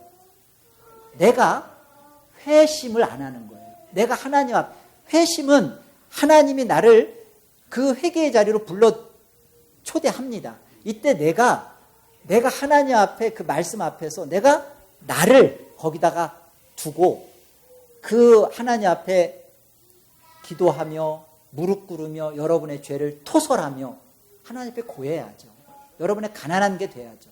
근데 하이퍼 칼빈주의는 이게 없는 거예요. 그래서 우리 근대 선교의 아버지 누구죠? 윌리엄 캐리, 그죠? 윌리엄 캐리가 그가 젊은 나이에 하나님의 구원의 은혜를 받고 선교사로 간다고 그러니까 영국이 뭐라고 했어요? 가만히 있으라고 했죠? 나서지 말라고. 하나님이 구원의 자녀들은 다 때가 돼서 알아서 다 구원할 건데 네가 가서 왜 설치냐? 가만히 있어라. 이제 또 가만히 있도록 좌절을 시켰어요. 그래서 선교비도 후원도 안 해주고 그랬단 말이에요. 근데 윌리엄 캐리가 뭐라고 하면서 가요?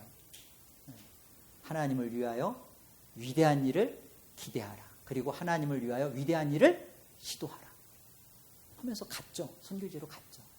근데 보면 그 사역을 통해서 하나님이 일을 하시잖아요.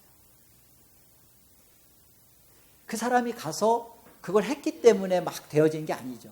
하나님 그 사람 없어도 물론 하셔요. 그러나 어떻게 해요?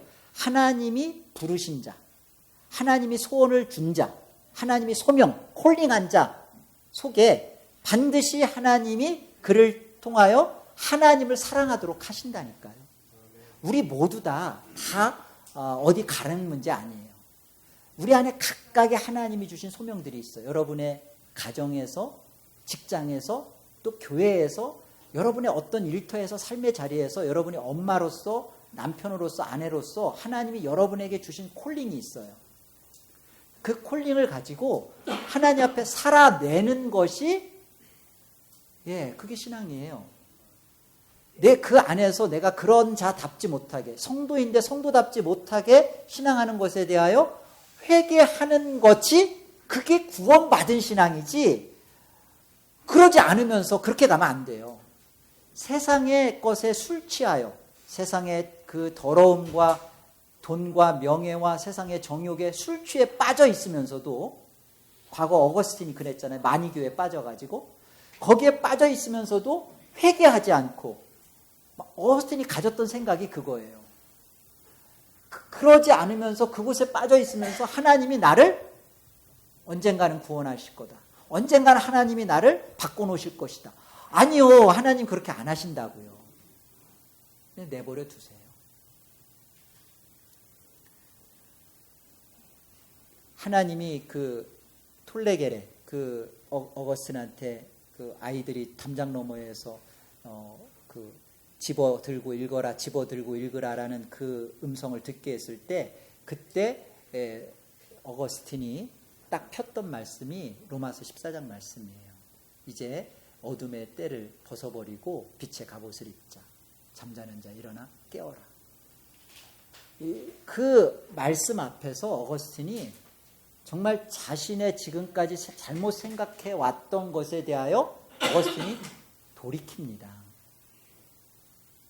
하나님께서 우리에게 말씀으로 얘기해 주셨을 때 우리 심령에서 돌아서려고 하는 그 내 마음의 의지와 내 마음의 결단과 소원이 없는데, 하나님이 막 강력하게 들어와서 하는 일 있겠죠. 그거 없을 거라고는 생각 안 해요. 선교지에서나 있겠죠. 특별한 경우가 있겠죠. 그러나 적어도 여기 계신 분들한테는 해당 사항 안 되는 것 같아요. 그렇게 하나님 일 안 하세요. 그렇게 만약에 그렇게 특별한 것으로 원하신다면 여러분은 사도 바울처럼 사셔야 돼요. 어느 날 부활하신 주님께서 오셔서 여러분을 확 뒤집어 놨을 때 그렇게 살 사람만 그렇게 하셔요. 대부분 우리는 그렇게 못 삽니다. 그냥 우리는 방울로 살아요. 방울로. 바울은 못 되고, 방울도 좋죠 뭐.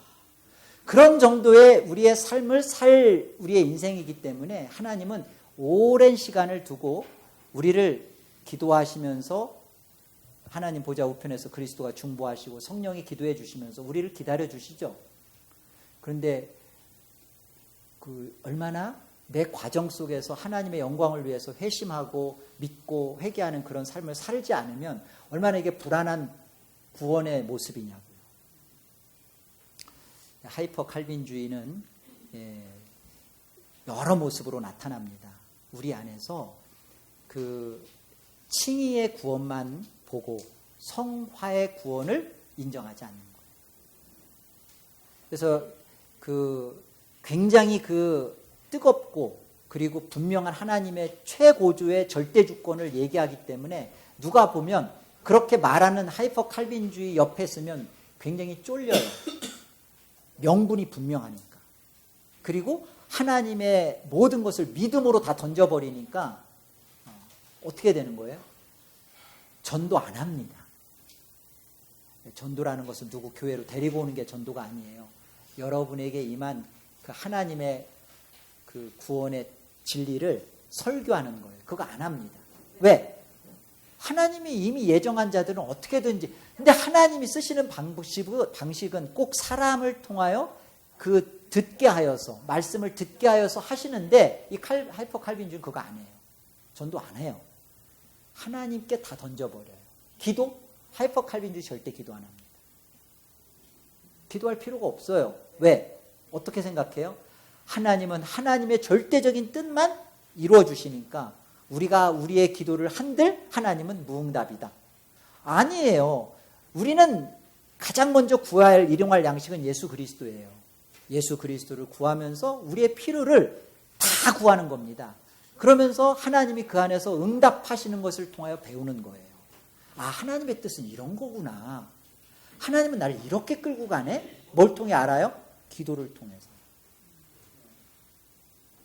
그렇게 가는 것이지, 하나님 앞에서 내가 모태신앙이고, 그리고 이제까지 내가 신앙하면서 내가 이런 어떤 경험들, 이를테면 이런 것이 정말 무서운 하이퍼 칼비니즘적 거짓 구원이 어떤 거냐면,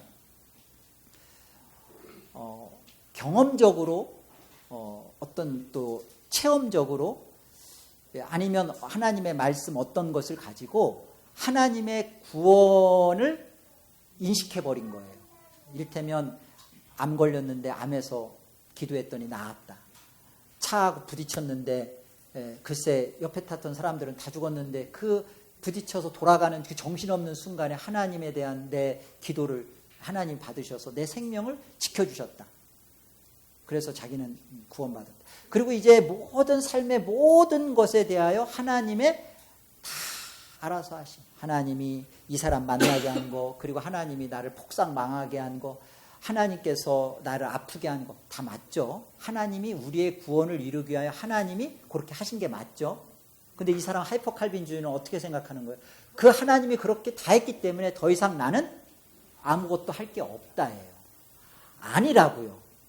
그렇게 그런 일들을 통하여서 우리의 거짓됨과 탐심과 더러움을 폭로시키는 것이고, 네 욕심을 보게 하는 것이고, 그 속에서 우리를 어디로 끌고 가는 거예요?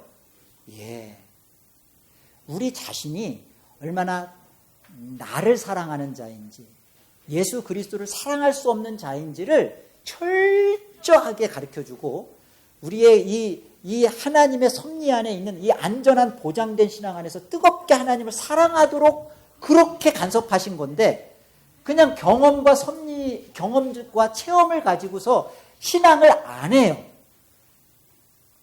여러분, 이런 신앙 하다 보면 하나님 앞에 나중에 크게 혼납니다. 그 마태복음에 가보면 그러잖아요. 먼저 된 자가 나중되고 나중된 자가 먼저 된다라고 그 바로 앞에 말씀 뭐라고 해요? 저희가 그 하나님 나라 바깥에 가가지고서 이를 갈며 슬피 울며. 여러분, 이를 왜 갈까요? 요즘도 여러분 주무실 때 혹시 이 가시는 분 있는지 모르겠지만 이를 왜 갈까요? 분하니까, 억울하니까. 자기는 그 하나님 나라 바깥에 갈 자라고 한 번도 생각한 적이 없는데 주님이 너는 나 너 몰라가 되니까. 나는 주님을 위해서 이제까지 했어. 교회도 다녔고 헌금도 했고 전도도 했고 죽어라고 했는데 하나님은 그거에 대해서 받은 적이 없대. 사실 성경이 그렇게 얘기합니다. 이스라엘 백성들이 하나님 앞에 계속 했잖아요. 근데 하나님이 딱 말라기에서 뭐라고 말씀하냐면 난 너희가 바친 거 받은 적 없대요. 없대. 하나님 안 받았다고 하는데 우리는 했거든.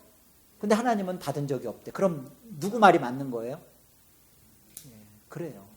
받는 쪽에서 답이 맞는 거예요. 우리는 왜 하나님께 한 거니까. 근데 하나님은 기억이 없다? 아니 너희는 안 했다 그래 버리니까. 그리고 성경문을 차라리 닫았으면 좋겠다 그래 버리니까. 자, 이 문제에서 우리가 생각해야 될 것은 내가 구원받았다. 내가 하나님의 틀림없는 구원이다라고 생각하면 오늘을 신앙해야 된다는 거예요.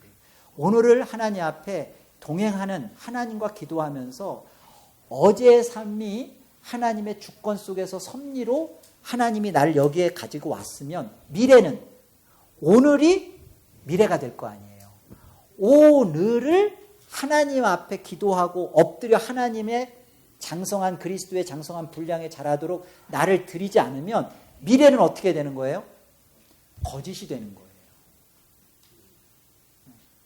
아까 그랬죠. 구원은 칭의와 성화와 영화라고. 이거를 그냥 여러분의 그래서 칭의가 너무너무 존폐가 중요한 거예요. 칭의가 틀림없는 하나님의 은혜로 말미암는 그것을 받은 그 믿음으로 된 칭이라면 성화는 너무나 감격스럽게 나온다. 감사와 그리고 이것은 수고와 고통이 아니라 이거는 내 안에서 자원하는 것과 즐거움과 더 하나님 앞에 나를 사용해 달라는 하나님 앞에 대한 애걸이에요. 하나님 제발 나 좀 기억해 주세요. 하나님 제가 하나님 일을 하게 되면 저 때문에 하나님 일이 손해되라는 거 제가 압니다. 하나님 저 때문에 여러 가지로 일이 더딜 것도 알고 저 하나 때문에 여러 가지가 문제가 많이 생길 줄 제가 너무너무너무 잘 알아요. 그러나 하나님 나를 사용해 주세요. 이게 성화예요.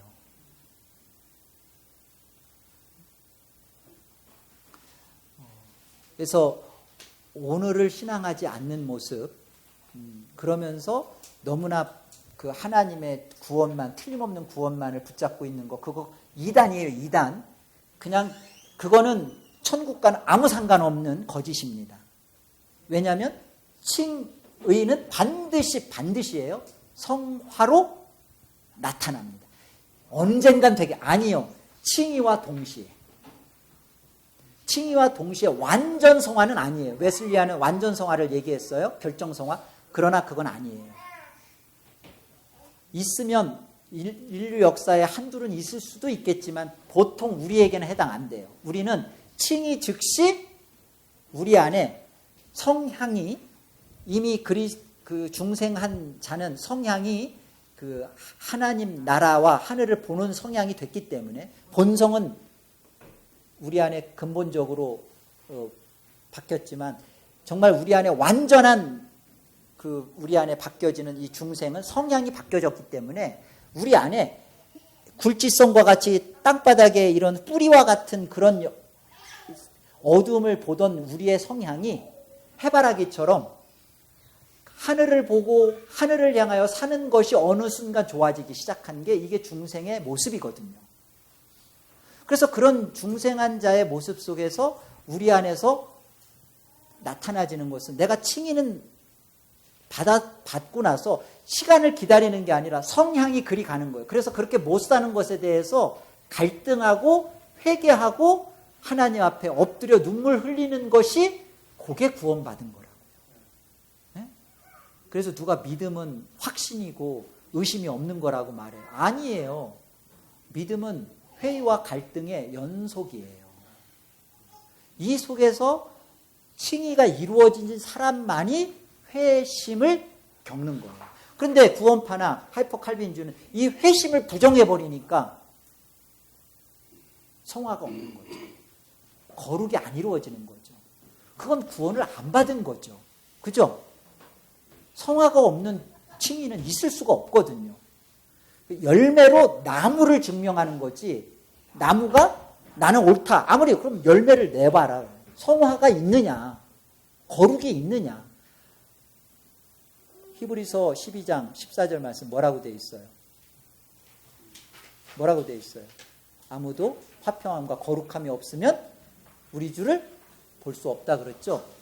거룩이 없는데 어떻게 주를 보냐고요. 하이퍼 칼빈주의적 신앙생활은 우리가 회개해야 되는 겁니다. 또 하나의 거짓 구원의 신학이 있어요. 지금부터 이 신학의 문제를 여러분의 신앙으로 끌어와서 연결해서 여러분이 고민하고 내가 이런 하이퍼 칼빈주의적 신학에서 지금 이런 신앙의 작태가 나오는구나. 이것에 대해서 신학적으로 문제를 분명하게 짚고 이 부분에 대해서 여러분이 고민하고 회개를 하라고 지금 가르쳐 드리는 거예요. 또 하나의 거짓 구원은 신학적으로 거짓 구원은 펠라기우스주의입니다. 펠라기우스는 이렇게 패는 게 아니라 이게 펠라 말라가 아니라 그 3세기 4세기 어간에 그 실제 존재했던 그 감독이에요. 펠라기우스라고 그 감독인데 이 사람이 무엇에 대해서 이렇게 주장했냐면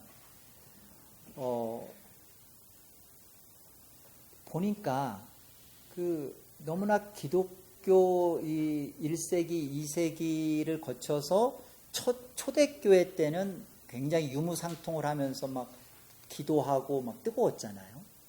그러나 또 초대교회도 완전한 건 아닙니다. 이 지방교회가 잘못된 것은, 지방교회의 거짓됨은 뭐냐면요. 이건 이제 보너스입니다. 그 초대교회로 돌아가자. 초대교회를 가장 완전한 교회로 가르친다는 거예요. 그러나 여러분, 초대교회 우리 사도행전 6장인가요? 거기 가보면 그 구제 문제로 히브리파, 헬라파 막 싸우잖아요. 초대교회도 절대 완전한 교회 아니에요. 그리고 거기서 아나니와 삽비라의 죽음 문제 이런 걸 통하여서 하나님은 교회가 어떠한 교회로서 서야 되는지를 가르쳐 주는 거지, 헌금 띄워 먹으면 죽인다? 오늘날 그거는 우리 다 죽었죠. 다 죽어. 벌써 저기도 동의하잖아요. 그러니까 헌금 띄워 먹는 문제가 아니라 교회의 거룩성과 순결성을 가르쳐 주는 거로서 한 예고요. 그런 면에서 초대교회는 완전한 교회 아니에요. 근데 지방교회는 이 초대교회의 모습을 완전한 교회로 가르치고, 그러니까 이제 정말 이단입니다. 지방교회. 여러분, 괜히 그런데 현혹되지 마세요. 이 펠라기우스라는 사람은 보니까 1세기, 2세기를 거치면서 사람들이 어떤 신앙을 이제 하기 시작하냐면, 초대교회를 지나오면서 너무나 말하자면 이런 은혜주의에 빠져버린 거예요. 그래서 방종한 신앙생활을 하기 시작. 이 모습은 나중에 루터의 종교개혁하고 그 어간과 똑같이 이게 그대로 벌어져요. 그런데 그 펠라기우스가 볼 때 이 기독교가 너무나 하나님의 은혜만을 말하지, 실제로 하나님의 주권만을 말하지, 실제로 삶을 안 살아낸다는 거예요. 그 이유를 가만히 펠라기우스가 보니까 뭐가 문제냐, 지금 기독교에 뭐가 문제냐 이렇게 가만히 보니까 이거였어. 그래서 펠라기우스가 찾은 답은 뭐냐면, 왜 기독교인들이 은혜를 말하면서 삶을 안 사는가라고 펠라기우스가 찾아낸 답이 뭐냐면 이거야 라고 한 게 뭐냐면요, 뭘까요?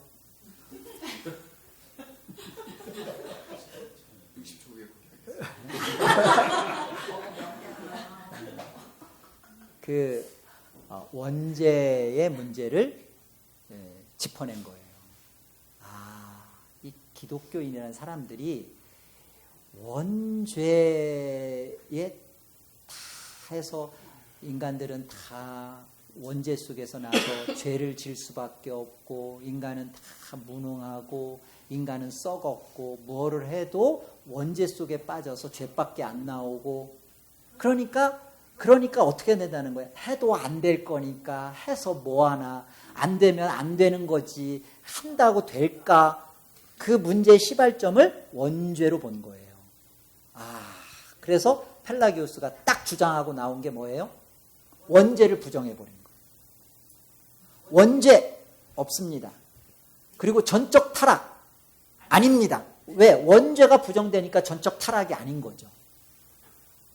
자, 이렇게 되면 이제 어떤 신학이 쓰는 거예요? 인간의 할 수 있음이 쓰는 거예요.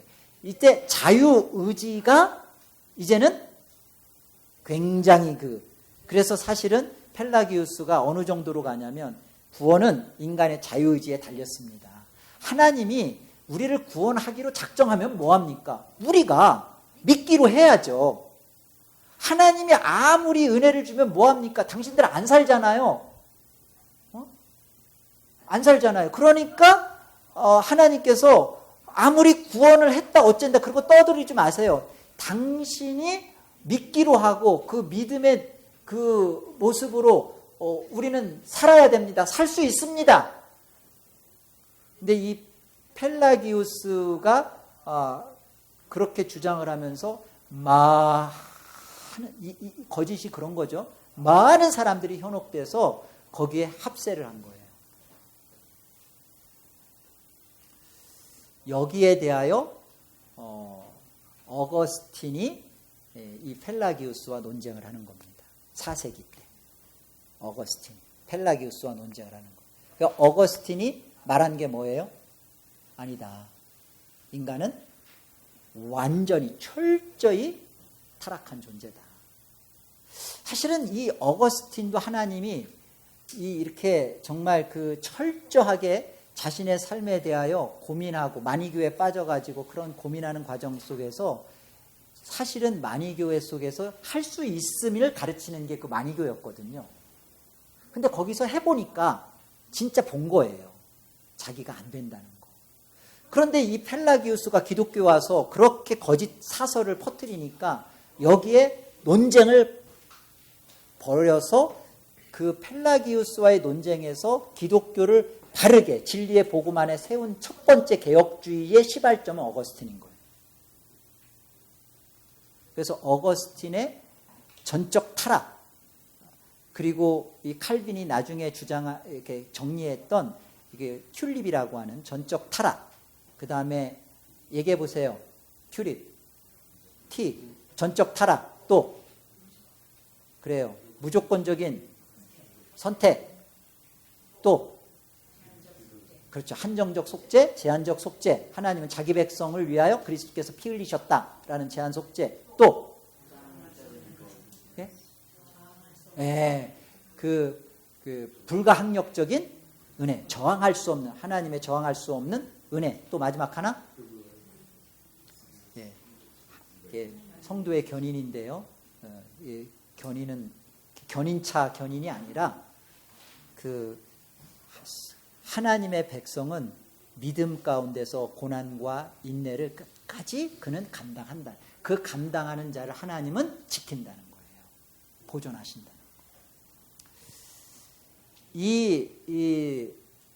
우리 안에서 이 펠라기우스의 생각이 어떤 그 신학에 영향을 줘서 많은 사람들한테 어떤 그 신앙의 거짓된 모습으로 끌고 가게 하냐면,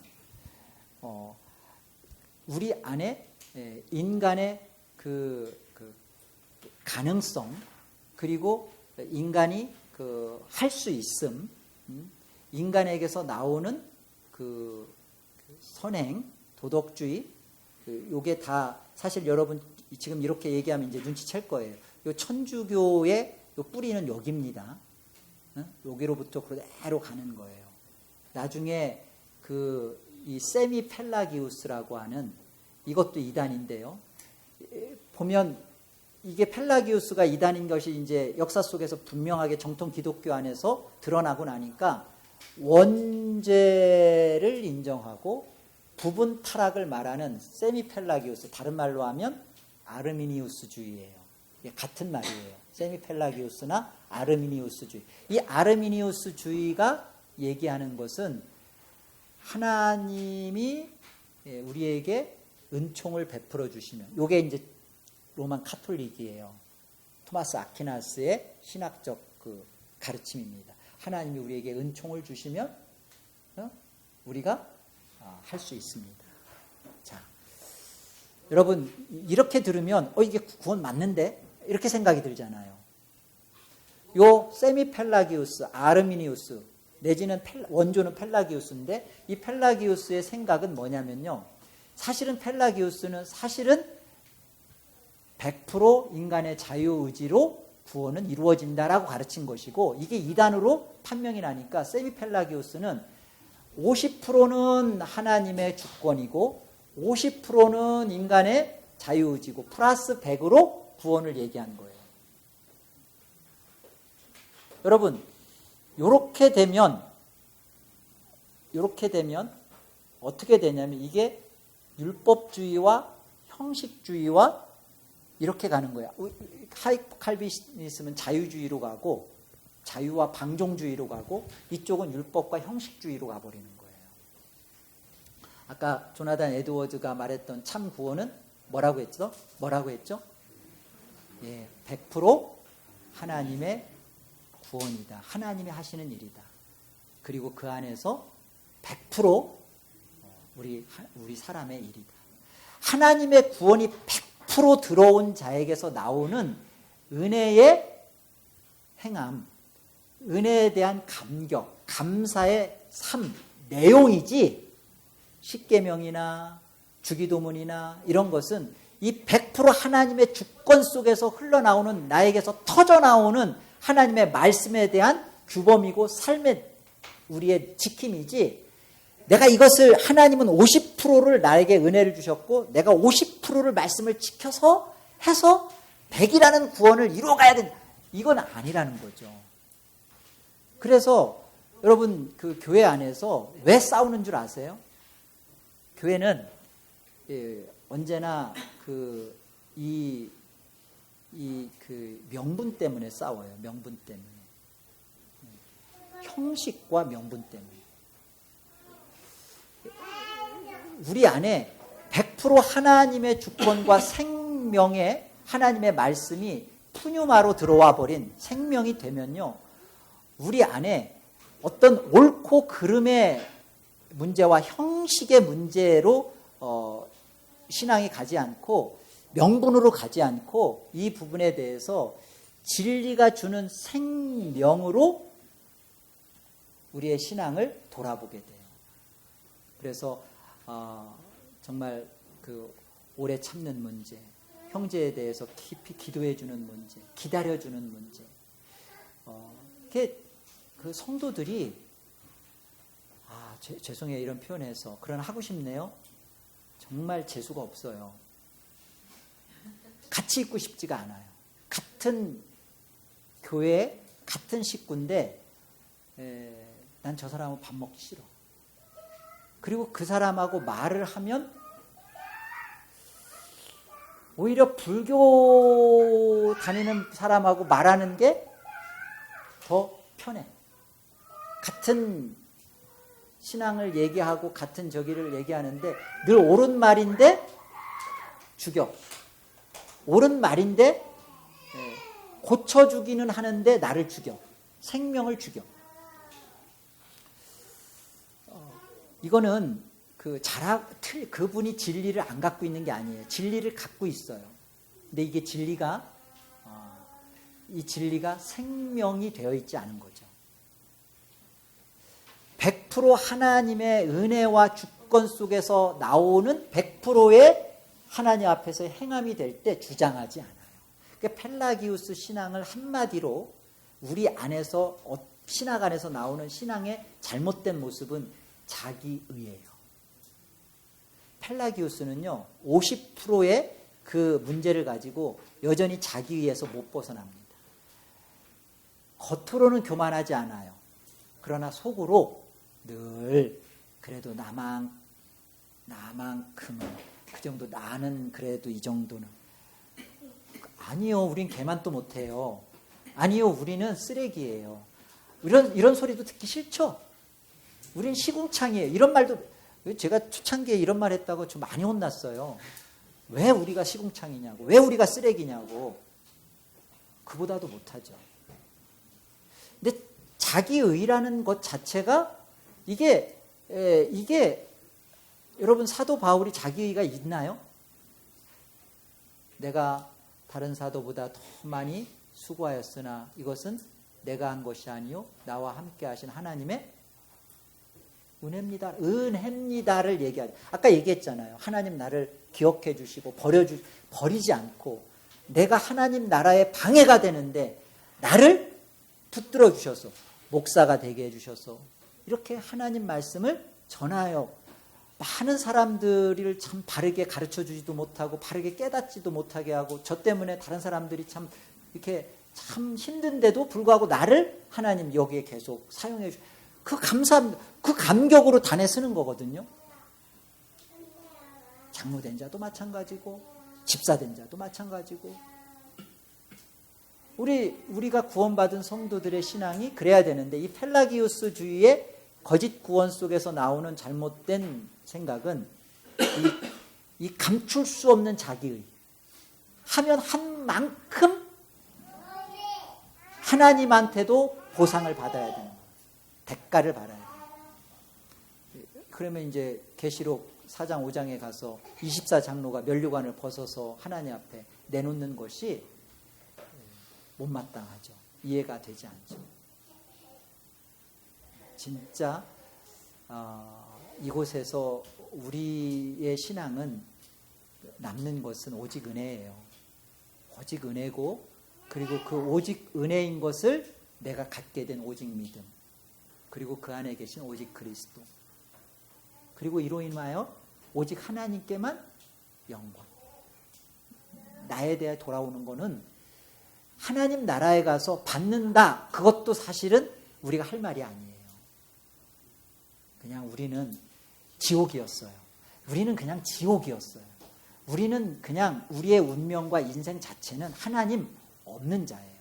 근데 왜 하나님이 당신의 아들 예수 그리스도를 사람 되게 하셔서, 이건 사람이, 여러분, 여기 아까 모기 하나 보고도 지금 징그러워하던데, 사람이 지렁이가 된, 바퀴버러지가 된 것보다도 더한 비참함.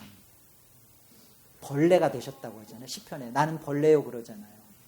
그리스도가 그렇게 돼서 나를 살려냈다, 하나님의 자녀 삼았다, 하나님의 아들의 그 영광의 자리에 갖다 놨다, 이거 하나가 여러분의 전 인생을, 그리고 영원히 그 하나님에 대해서 찬양과 경배를 할 만한 내용이 안 됩니까? 그거로 부족해요? 그거를 묵상하시는 거예요. 그리스도를, 그걸 묵상하는 거예요. 그리스도의 어떠하심. 그리스도를 묵상하면 묵상할수록, 그리스도를 만나면 만날수록 우리는 우리 안에 내 자신이 주장할 수 없다는 거예요.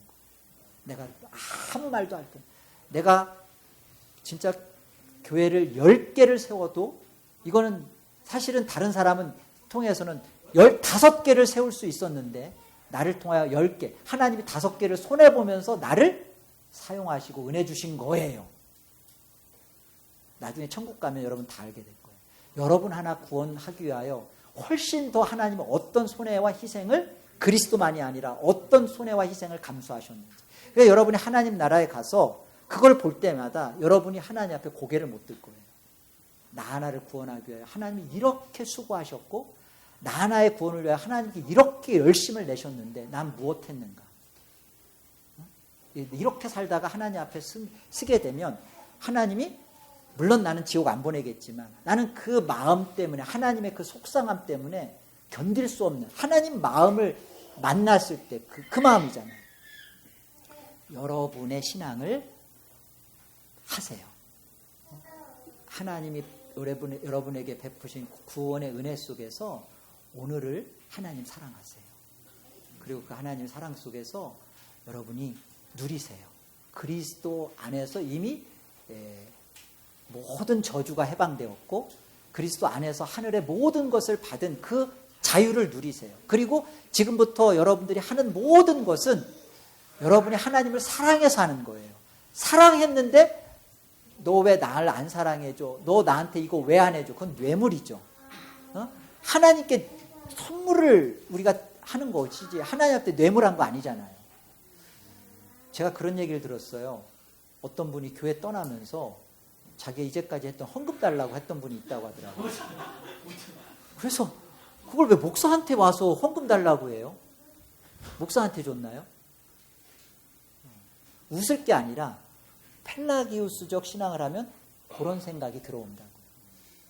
가만히 여러분이 신앙을 점검해서 요 신학 두 가지, 내가 하이퍼 칼빈적인 구원을 이해하고 있는지, 펠라기우스적인 구원을 이해하고 있는지, 아, 이건 거짓이구나. 여기에서 나오는 신앙은 거짓 신앙이구나. 그렇게 잘 점검하셨으리라고 믿습니다. 네, 기도하겠습니다. 내일은 여러분 주일 예배인데요. 제가 말씀 준비하면서 너무 은혜 받았어요. 그리스도의 예배, 제목이 그리스도의 예배인데요. 여러분 오늘 저녁에 내일 주일 말씀을 위해서 기도도 하시고, 그리고 내일 예배에 우리가 하나님 영광을 같이 만나기를 사모합시다. 우리 이 시간 다 같이 오늘 말씀 생각하면서 우리 합심으로 같이 기도하고, 제가 마무리하고 그 다음에 우리 같이 좀 더 기도하는 시간 갖도록 하겠습니다. 같이 기도하겠습니다.